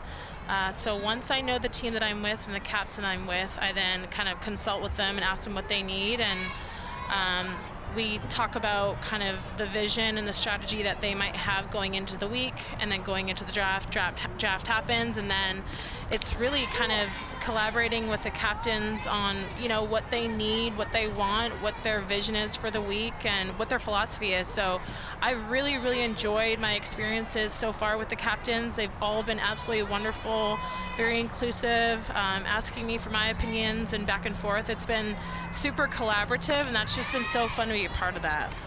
Well, and first and foremost, congratulations. You're going to be an assistant coach at UCF. Is this a good environment for you to kind of learn from some of these different athletes as well on how you're coaching to potentially take that into the college game? Yeah, absolutely. I'm super excited to be a part of the University of Central Florida softball program with Coach Bear. She coached me when I was at UW. And, you know, we have such a good relationship. We have a lot of alignment in our philosophies. And I think being here, there's so much strategy and discussion that goes around just how the captains are formulating their lineup, their comfort level with things, and just their vision. I think just having those conversations now as a coach, and just what that can help me with Bear, I'm just super excited to bring that to our system at UCF. Jen, congratulations on that, and we're happy you're here. Keep up the good work. Thank you. Thanks for involving me in the chair chat. Oh, absolutely. Jen Salling in the chair chat, first Thanks. facilitator ever. Thank Gotta love it. Oh. Thanks. Jen Salling's had some success here. Is hoping to start it off with a win this week with Team McCleney. I think it's so interesting how these facilitators are used, how each captain decides to use them. So you get different type of captains out here. And I think you can see that in the way these teams are ran. Well, and I was able to spend a little bit of time and go out for dinner with my daughter and Jen Salling last night, and she was texting with Haley McCleney, and Haley McCleney, the captain, was just saying, like, give me your 3 kind of ideal lineups and let's talk it out. Great strikeout by Taylor McQuillan. It's McQuillan's second in the second out of the inning with Jaquish on first base. How about DJ Sanders? Yeah, she's heating up. This is a pitch. She goes down and gets it. I love watching her swing because she doesn't even finish her swing. It's the Louisiana Lafayette mentality. She transferred to Oregon for her senior year, but has never changed the way that she swings it. And she kind of brings that Louisiana flavor. And she's always been someone that I really just love watching swing. Great understanding of it, uses her lower half well, a lot of pop. She's a first-team All-American at Louisiana before she finished up her college career at Oregon. Volunteer assistant coach at Mississippi State this past season. She saw a lot of Mia Davidson, told us all about her last week in the chair chat right before Mia Davidson went yard later that game.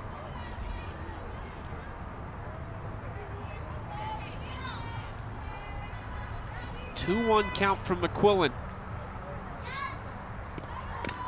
Ground ball left side, Sherrill on a big hop to Garcia for the third out of the inning.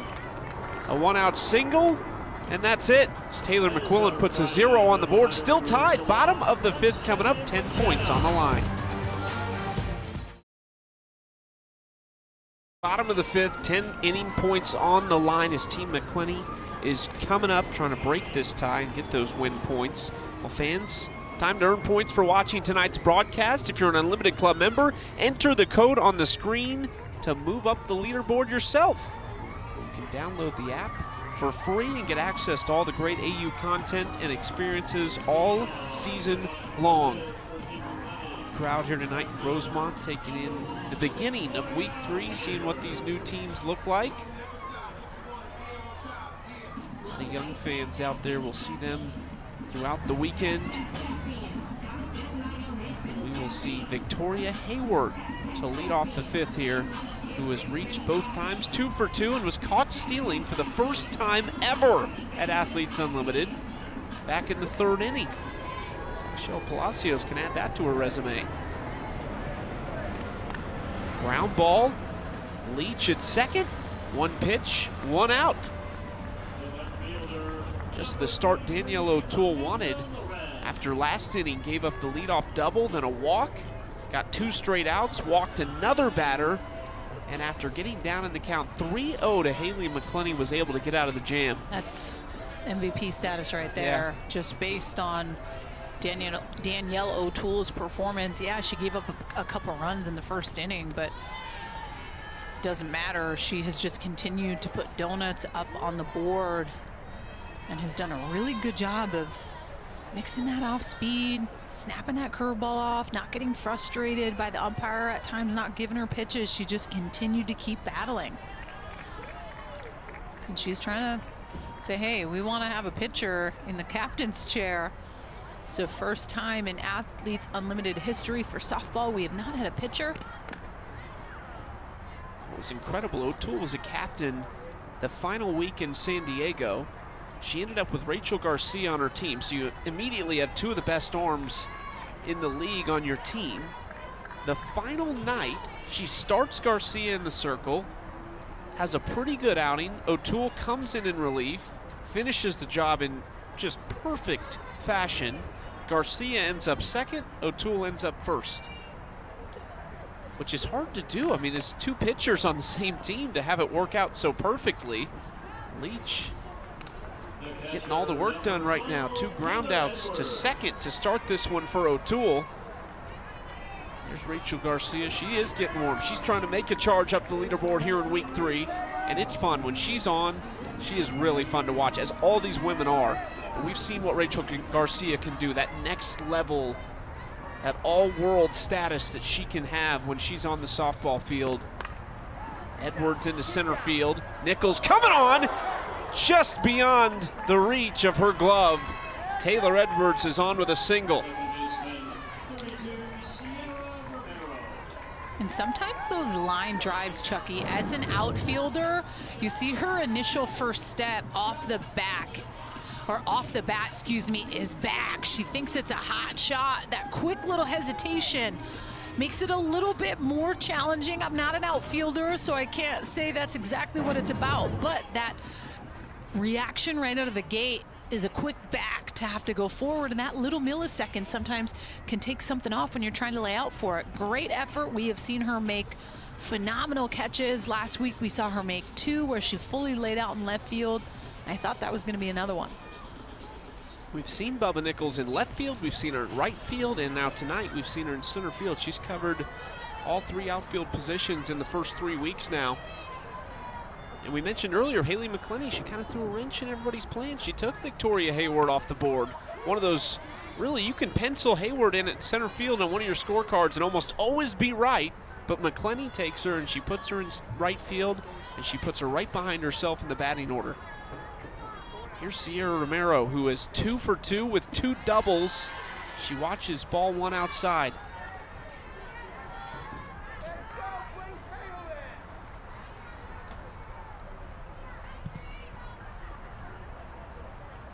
Sierra in 41st on the leaderboard as it stands.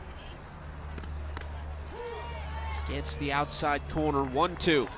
That's the pitch I'm talking about for Danielle O'Toole. It's that backdoor curveball. This battery together, Sachel Palacios and O'Toole, they're just electric. Their history with Mexico together, they're very great friends, and you just know you're comfortable. Half swing, that is a gorgeous bunt for Romero. Will it go foul? It will. Great communication from Palacios and Jaquish to let that roll. Sierra's got a big smile on her face walking back to the box. The old swing and bunt, the half swing, and the best play is exactly what Jaquish and Palacios did. Let it roll, baby, let it roll out foul, because they know if they field that, she'll be getting to first base. I didn't think for a second that was going to go foul there. Maybe a little gust of wind. It is coming from that direction, but I was going to just stay right on the third base line. Toole still has to get through Romero to get out of this inning. 10 points on the line. Fouls that one back. Danielle Gibson's the runner at first base. In for Taylor Edwards. O'Toole trying to find a way to get Sierra Romero out for the first time this game.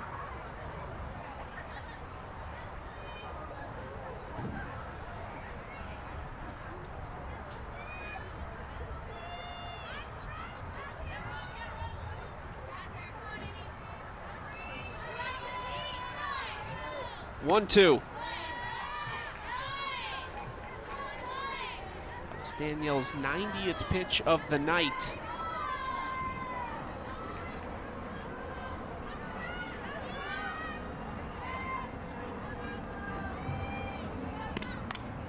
That's fouled away. Just these hitters just don't go away. They continue to keep battling. Yet again, another good at bat by Sierra Romero. 2 doubles. 8th pitch of the at bat coming up. Ground ball left side. Jaquish takes care of it. And another 0 for O'Toole. That's 4 straight after 2 runs allowed in the first. Danielle O'Toole has locked it down, and we're tied at 2. 2-2 as we go to the 6th inning. 20 inning points on the line. We're all locked up. This game is up for grabs. We go down to Key Michael with the head coach from Michigan State, Sharonda McDonald-Kelly. Sharonda, you are here with your beautiful family and also some Lily Piper fans. But you told me earlier that it's kind of emotional being back on this field, right? Yeah, it's been awesome. This is so cool, and having played on this field before and coached on this field, and to bring my daughter back to see this has been awesome. Like, it's brought out some emotions that I was kind of expecting, so it's really cool. And you played you coached some of the players out there? Yeah, I mean, watching Wiggins play against her and watch her hit the ball really far against us, still watching her do it, and she's awesome, and coach some of these girls, and they're in their college days, so it's cool to see them. And I know you played pro here in the U.S. You also went over to Italy, which, chef's kiss. But if this existed when you graduated, would you be diving in head first? Awesome, yeah, for sure. Yeah, for sure. This is awesome. This is, I mean, the platform that it's given for these women, and that this league exists, and one day Kyler can have a dream to play, and it's here for her. I love it. I love it too. Kyler, what are your thoughts? You gonna jump in one day?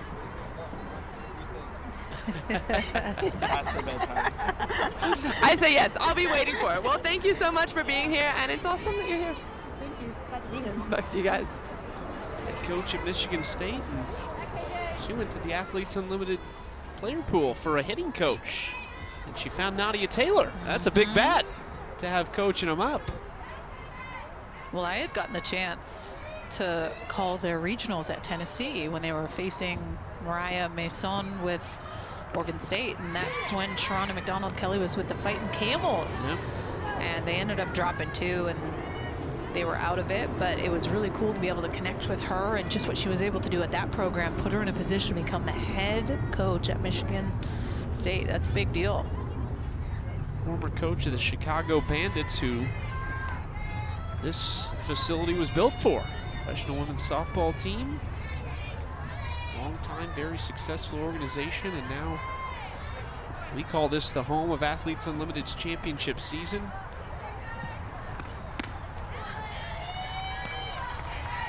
McQuillan battling right now. The pitcher's duel lives on, Danielle. We're into the 6th inning, just a 2-2 game.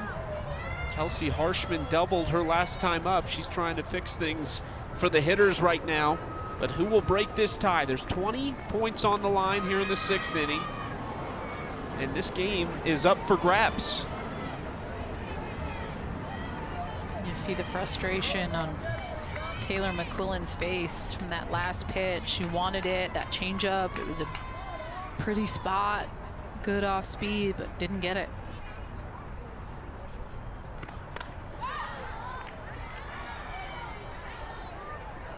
To Sis Bates, and there's one away as they get Harshman for the first out of the inning.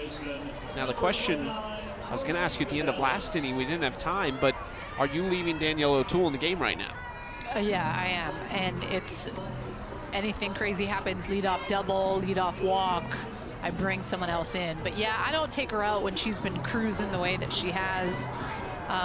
This is her game to finish if she wants it, but I also am smart about it if I'm Savannah Jaquish as the captain, and just being mindful of who I have in the bullpen and who I believe I could bring in to close a game, because there is a different energy to closing a game. There's a different heart rate. It is a fun feeling being a closer, but you have to love that role. You have to love the pressure of what it brings.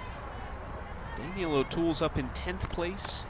She's only 76 points behind Carrie Eberly, who's all the way up in 6th. I mean, you could see O'Toole take a huge leap here. I know that she's probably one of your MVPs as it stands right now. We'll see how this game finishes. But you could see a huge jump for Danielle O'Toole. And you have to think it would be incredibly special for her, not just to potentially make a run and become the champion here in season 3, but she has announced her retirement at the end of this season. She said mentally it's just kind of a freedom that she's able to play with right now, having already decided her future.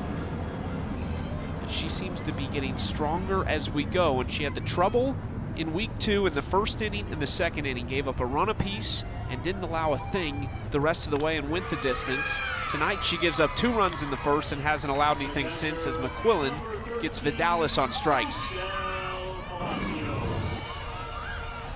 Curveball, just perfect placement, down in the zone. And I don't think we really talked about how pitchers are finding ways to move up that leaderboard, and it's those outs recorded. Doesn't matter if it's a strikeout, a line out, they're gonna get +4 points for every single out, but -10 for those earned runs. So you wanna try to do everything you can to stop runs from being on the board, and you know, you can't forget the fact that every year champion has been a pitcher. Kat Osterman won it in the inaugural season in 2020, and Alicia Ocasio last year with her performance spectacular, and Danielle O'Toole in that AUX 3-week league was lights out as well. Can a hitter do it, Chucky? That's the question. For the first time ever, we didn't have a pitcher captain here in week 3. They're making a push. But you know, they're looking over their shoulder at the likes of Danielle O'Toole. How will Carrie Eberly do this week? Can she have a bounce back week after really a rough finish to week 2? Because she started out perfectly with an MVP vote, with 120 win points. They took every point from that first game against Team Harshman last week in week 2. We're not done yet tonight either. We're over on ESPNU, Team Mulipola, and Team Chittister.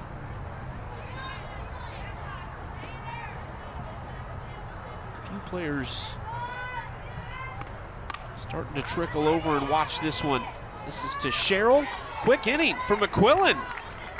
Pop out, strikeout, ground out. Taylor McQuillan locked in right now as we go to the bottom of the 6th. 20 points on the line for her team, Team McCleney.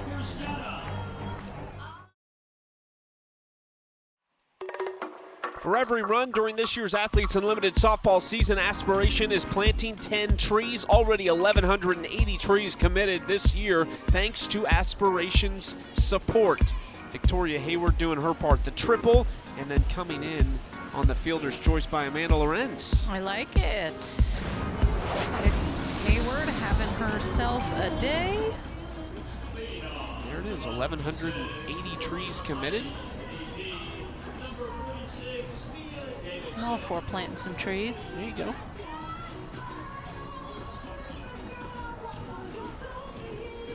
Victoria Hayward hoping her team can plant a few more right here. They need the inning points and they want the game.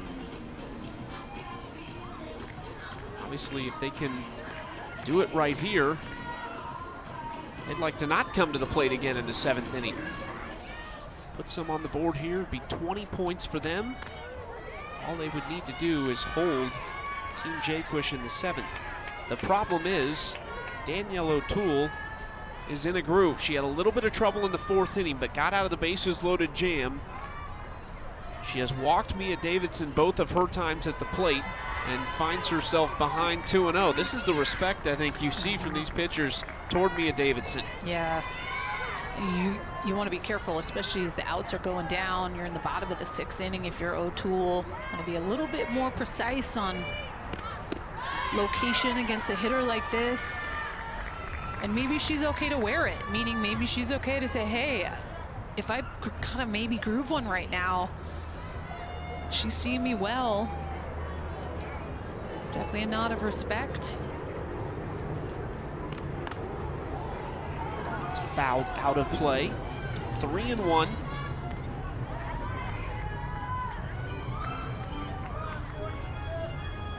Toole closing in on triple digits on pitches here in the 6th inning.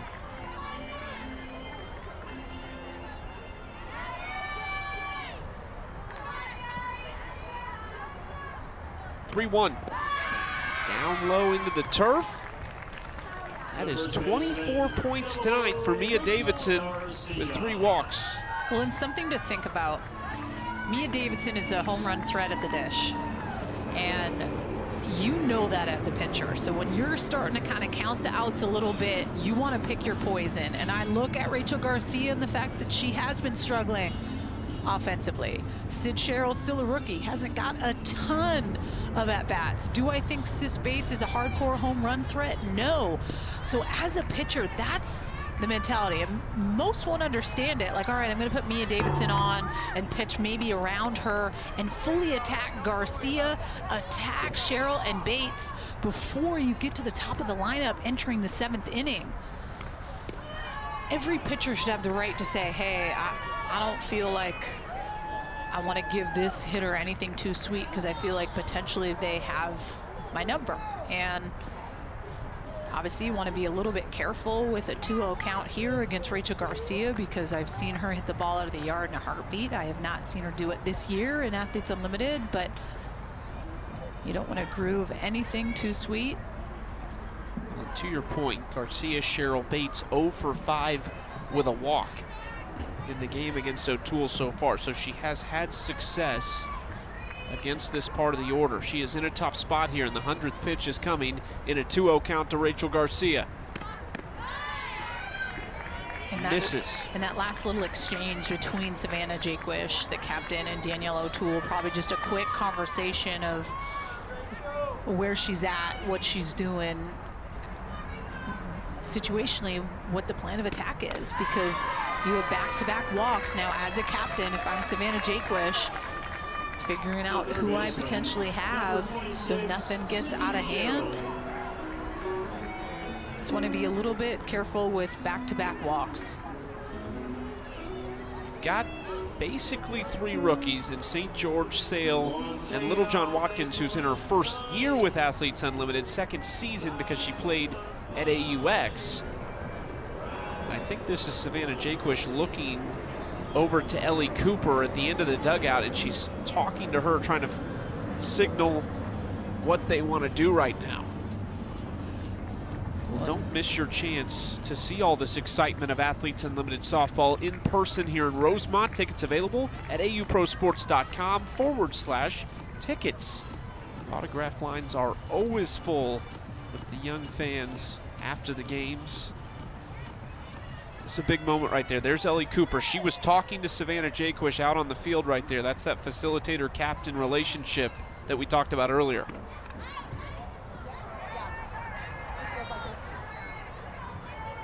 That's just the 2nd strike here in the inning for Danielle O'Toole. She's got Sydney Sherrill at the plate, who's 0 for 1. She was pinch hit for the last time, but re-entered for Kaylee Clifton. 0-1, close, but ball. And an opportunity here. You see Sid Sherrill trying to lay down that bunt with no outs on the board and 2 runners on base. If you can sacrifice yourself and move those runners an additional 60 feet and put 2 in scoring position, it gets you 10 points. Pops it up, Palacios grabs it. That is a huge swing right there, and out number 1 in the 6th.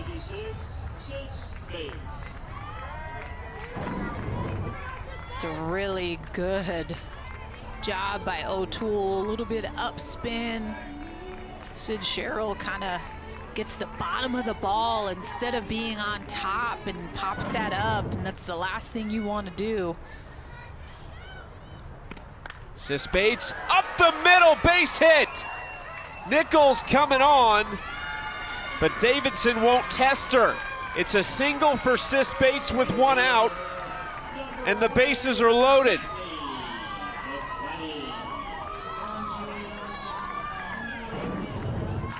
Sis Bates right back up the middle, first pitch swinging. I like the holdup of Mia Davidson at 3rd base because you're putting the captain, Haley McCleney, in a deja vu situation that she was just in her last at-bat.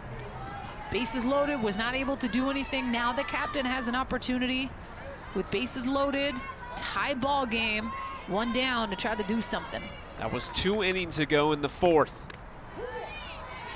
O'Toole gets the call on the outside corner for strike 1.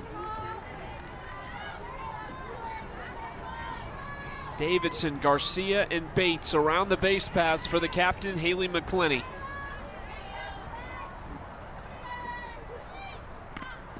Swing and a miss, 0-2. Filthy. Such a good pitch. might give Danielle O'Toole a captain if she gets Haley McCleney out just the 2 times with the bases loaded alone, not to mention the rest of her performance. O'Toole won the first one, 0-2.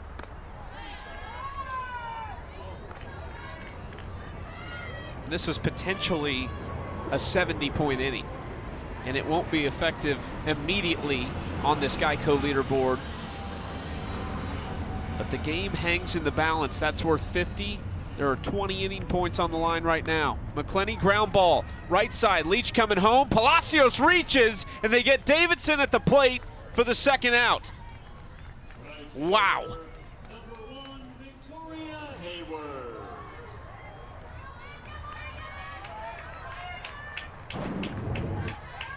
An infield is pulled in, obviously with bases loaded. Great defensive play by Aubrey Leach. Just makes quick eye contact with that runner coming off first. See the quick little glance.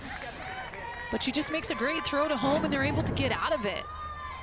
With that situation, gets 2 outs on the board. And that's really what it's about, because speed can play such a factor. So knowing Haley McCleney has some speed, Aubrey Leach just did a great job of fielding her position and getting it out.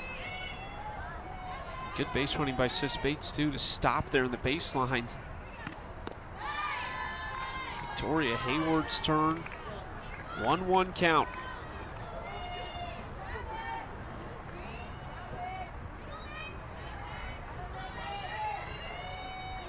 This at bat might be for MVP 1. And O'Toole to Leach. They got out of it again. For the second time in 3 innings, Danielle O'Toole strands the bases loaded. Tied going to the 7th.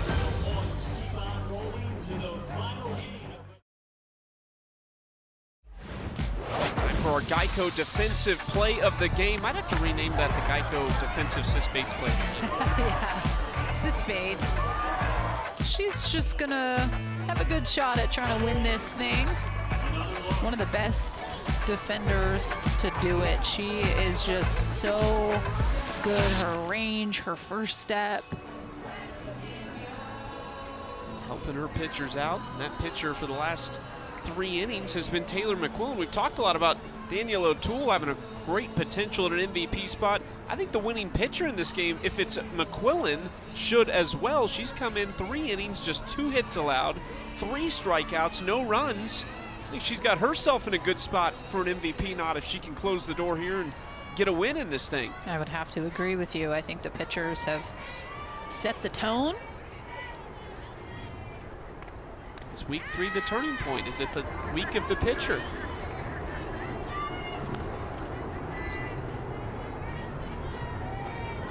I have mixed feelings about it.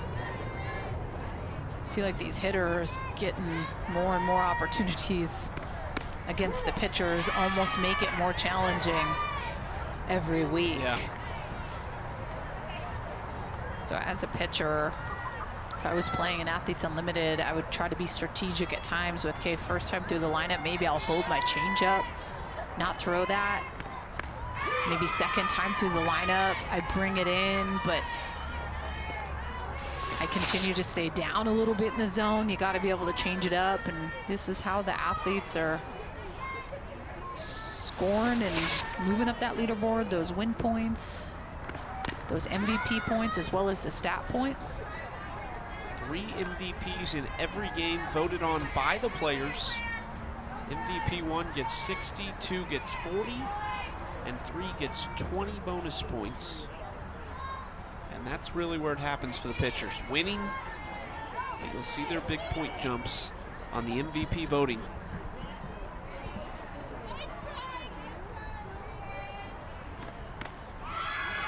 Just outside from McQuillan. 2-2 to Wiggins.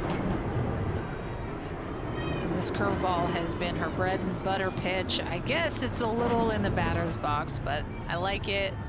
Taylor Edwards behind the plate does such a great job of working for her pitchers. It's back to back. Wiggins again. Second baseman, number 75. She's been working for it in this game. That's 16 points her last 2 at bats, but she's paid for it. Is this the chance that Team Jaquish needed as they flip the lineup over to Aubrey Leach, who's 0 for 3. Top 3 hitters in this order only have 1 hit. Romero's walked twice, who's on deck.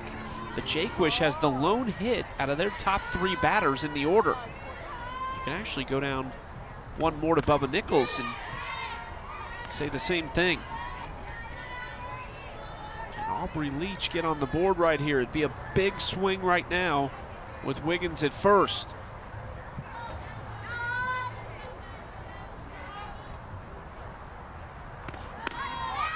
That's a good pitch.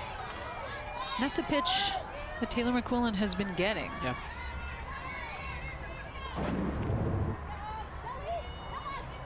And Aubrey Leach, always a lot going on in the batter's box. I love that she stands up straight and then gets her body moving through the pitch. Tries to lay it down there. That's foul. 1-2 count.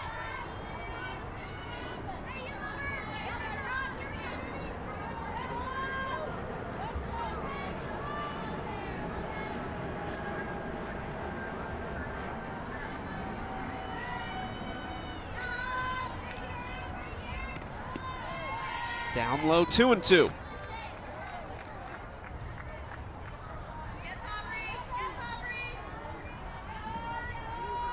$80 points will go to the winner of this game. That is a big number. Leach slowly. This is going to be tough for Sis Bates. It's an infield single for Aubrey Leach. Her first hit of the game, and it's 1st and 2nd now for Team Jaquish. This is such a good job on her deadening the ball. Obviously, we know she has speed, but if you hit that ball any harder at Sis Bates at shortstop, she's going to be able to get you at first. She gives herself enough time with that kind of soft slap, deadens the ball, utilizes her speed to her advantage. Really good at bat. Sydney Romero was trying to advance the runners there. Strike 1 against McQuillan. She's walked twice and flied out to center field.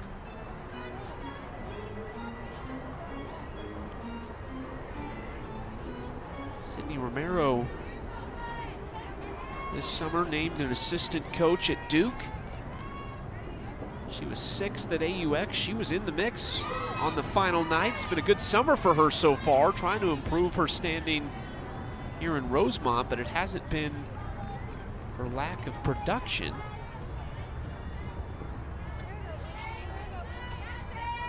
Oh-2. Fouls this one into the concourse area.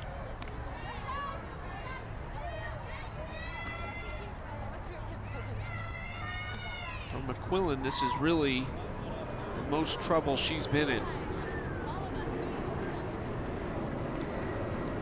Really good through 3+ innings so far.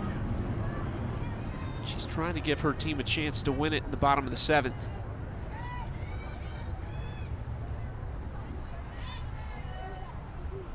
Oh-2 outside. Talk about a game setting the tone for week 3. I'll take a 2-2 ball game heading into the top of the 7th. 80 points on the line. That's Sydney Romero fighting for her life right there. That pitch coming inside.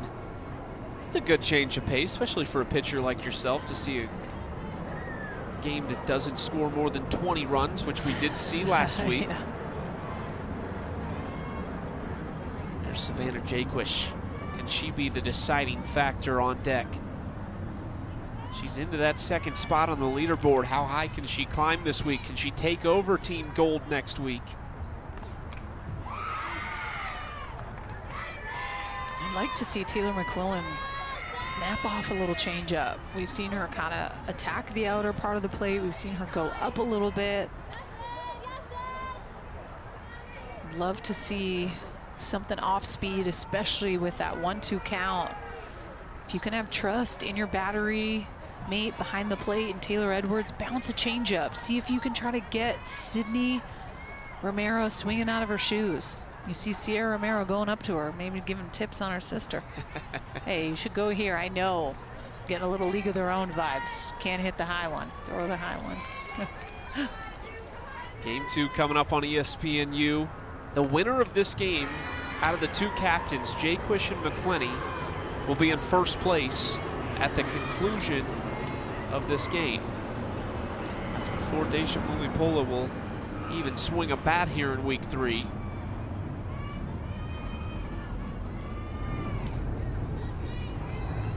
The top of the leaderboard is up for grabs. Popped up, shallow center. McCleney coming on, makes the catch. There's one away. These pitchers been in some tight spots, but showing some nerve trying to get out of these jams right now. Savannah Jaquish, the next test. There it is, the Geico leaderboard. Jaquish and McCleney both within range of Mulipola in the top spot. Winner goes to number 1. Jaquish does something here. She could go well in front of number 1 if they win this game. Ball one outside from McQuillan. Taylor McQuillan has her work cut out for her here with Savannah Jaquish and Bubba Nichols. Savannah Jaquish said sometimes it's as simple as just hitting the yellow thing hard. That gets away, and both base runners advance. Second and third for Jaquish with one out. She did not hit a home run in week 2. She had 2 in week 1. And that pitch, just wild pitch, gets away from Taylor McQuillan. The 2-0. There's strike one to Jaquish.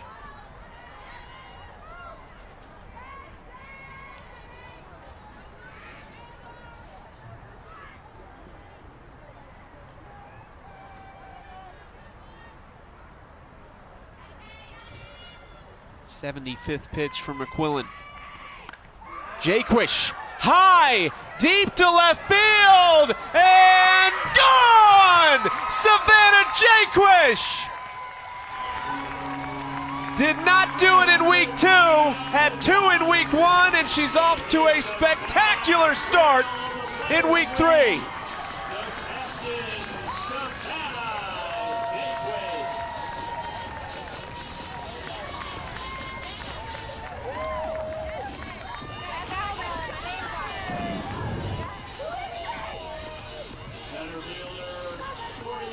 Too meaty. Chucky, I mean, we're talking about up and in, a little bit too much over the white of the plate.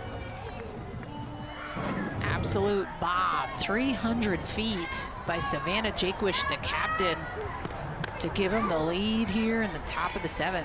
The question is, was that a 180-point home run for Savannah Jaquish? You get 40 for the home run itself. There's 80 points up for grabs for winning this game. I'm not sure that's not worth your MVP 1 nod, which would be an additional 60. 180 points potentially with one swing of the bat.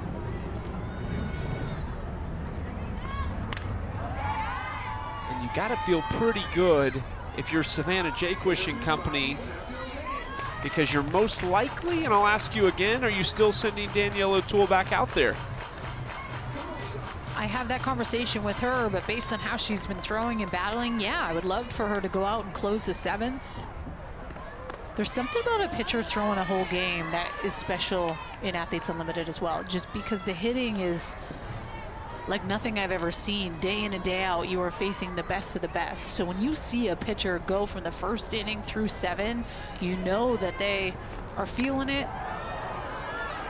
Bubba Nichols deep to right center, and Hayward makes the grab at the warning track, and there's 2 away. Designated player 37, DJ Sanders. Great performance from McQuillan. All undone And one swing by Savannah Jaquish. She was fired up too. You see right there, just 18 points behind Deja Mulipola. She's going to put the pressure on Deja here on night 1 of week 3 because she could really fly up the leaderboard if they win this game.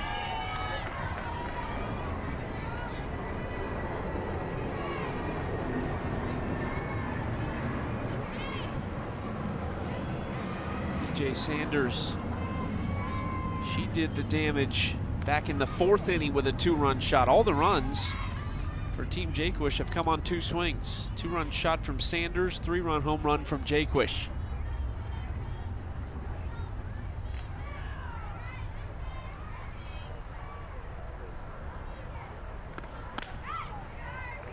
She might have been teaching Peyton St. George how to hit in the dugout too between pitches there.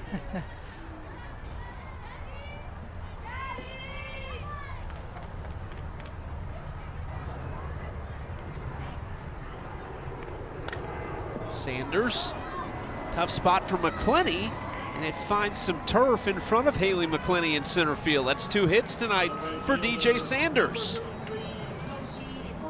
DJ Sanders might find her way into an MVP potentially. It could be Jaquish, O'Toole, Sanders if things stay how they are.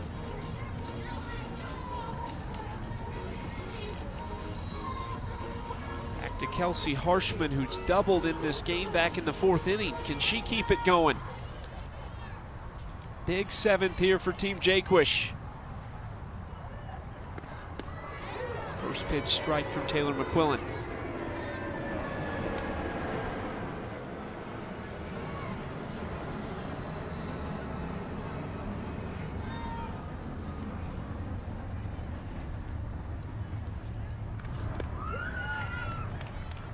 Down low, ball 1. Forget our next game coming up over on ESPNU. Team Chittister and Team Mulipola. We'll get our first look at the team wearing gold this week. The top captain spot, Deja Mulipola. Harshman down the left field line, and it's fair! Just inside the line. Sanders coming around 3rd, and she is safe at the plate. Harshman put that right in the corner. It's her 2nd double of the game. Team Jaquish pouring it on here.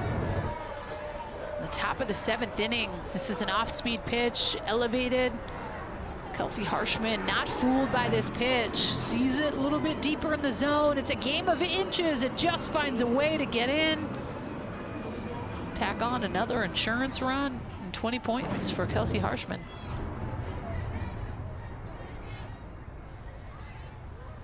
With 2 outs, the single from Sanders, the double from Harshman. Vidalis into the left center field gap. She's going to try to leg it out for 2, and she's got an RBI double. And the wheels are falling off for Team McCleney.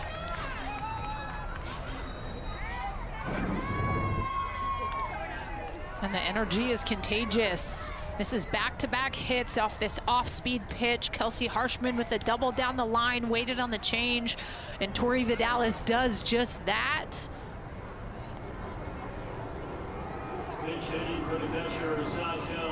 Have a good reaction from a pitcher, just hanging out. Probably has a little hot pack on her shoulder. Just keeping her warm. A little bit of a longer inning. And they're going to be making a pitching change here and bringing in Rachel Garcia. And honestly, Chucky,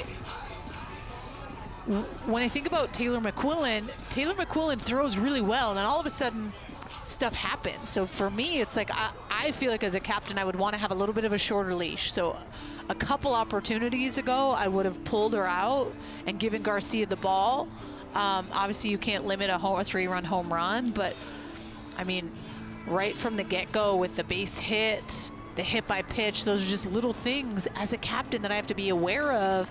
If I'm giving up that leadoff base hit to Wiggins, or leadoff hit by pitch, excuse me, I know she's not feeling it well, and a great team's gonna capitalize on that. That's what they've done. 5 runs here in the 7th. Rachel Garcia to try to close it out, but Saturday is a busy one. We've got ESPNU all day long. Lacrosse starts 1 Eastern. Eastern, 3:30 Eastern. It's championship week for lacrosse. And then softball at night, 6 Eastern and 8:30 Eastern. It'll be Team Chittister and Team McCleney kicking things off tomorrow night. We're late all week long. Got the night games tonight, tomorrow, and Sunday. There it is. Lacrosse coming down to the wire. Apuzzo and Marino separated by 20 points on that leaderboard. There have been some tremendous performances all season long on the lacrosse side. That starts at 1 Eastern tomorrow on ESPNU. Rachel Garcia needs just one out to get this game to the bottom of the 7th. It'll be Nadia Taylor that she is facing. Courtney Gano into the game at first base for Team McCleney. 1-0 pitch. Inside, it's actually 1-1. Taylor went around on that first one. There's Rachel Garcia's numbers so far, 1-1, a 3.50 ERA. A workhorse last week for Team Harshman, just could not get rewarded as Taylor swings through strike 2.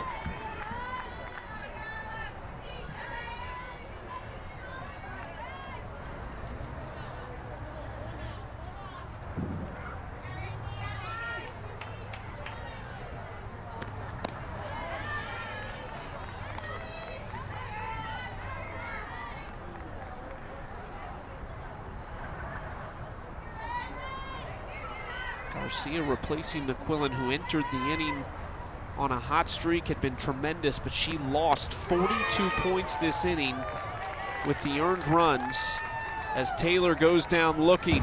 But it's Savannah Jaquish, the captain, with the big swing. Well, if anyone's going to step up in this situation, it's going to be Savannah Jaquish. She doesn't just hit this, she absolutely matches it 300 foot. Bomb! Her third of Athletes Unlimited this season.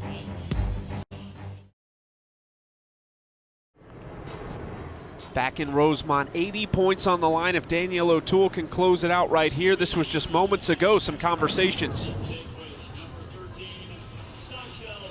Talking with Ellie Cooper, the team facilitator. This is what you were talking about too. The team captains having to make those decisions. Now this is Cooper, the facilitator for Team Jaquish, but what do you think that conversation sounded like?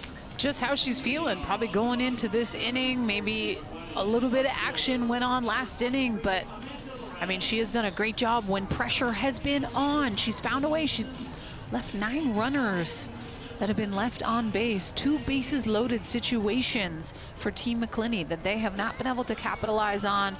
You have to go into the bottom of the 7th inning respecting the fact that your team just put up a 5 spot for you and you just want to go out, have their back, and pump strikes. There is a first pitch strike to Amanda Lorenz to start off the bottom of the 7th. It is a dangerous part of the order. She obviously has some cushion with a 5-run lead. Lorenz, Edwards, Romero. Ball 1 low. 3 outs for Danielle O'Toole would put her in 6th place, just 10 points behind Amanda Chittister, and that does not include MVP voting, which you would imagine she would have a big hand in.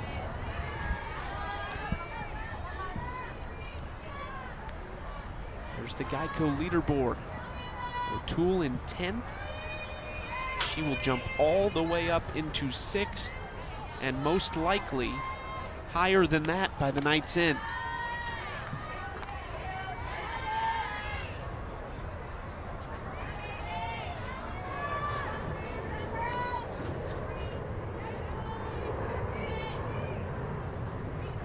(3-1) to Lorenz.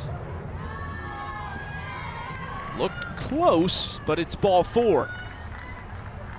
The catcher, number 12, Taylor Edwards. There it is. Can Danielle O'Toole close the door and pick up an MVP 1 or an MVP 2? Savannah Jaquish would certainly be one of those as well. The 3-run shot to give them the lead. They tacked on 2 more. Here's Taylor Edwards. She is dangerous. Taylor Edwards lifts one into left. Wiggins is under it, and there's 1 out. baseman, number 32, Sierra Romero.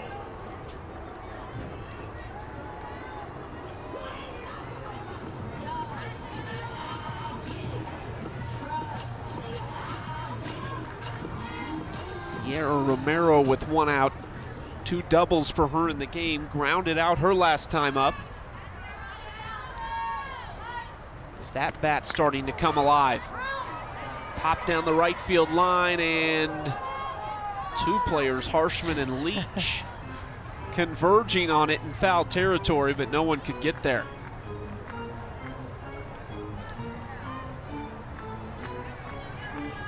Just fading off the bat of Romero in foul territory, away from those 2 gloves. Pitch 120 for O'Toole.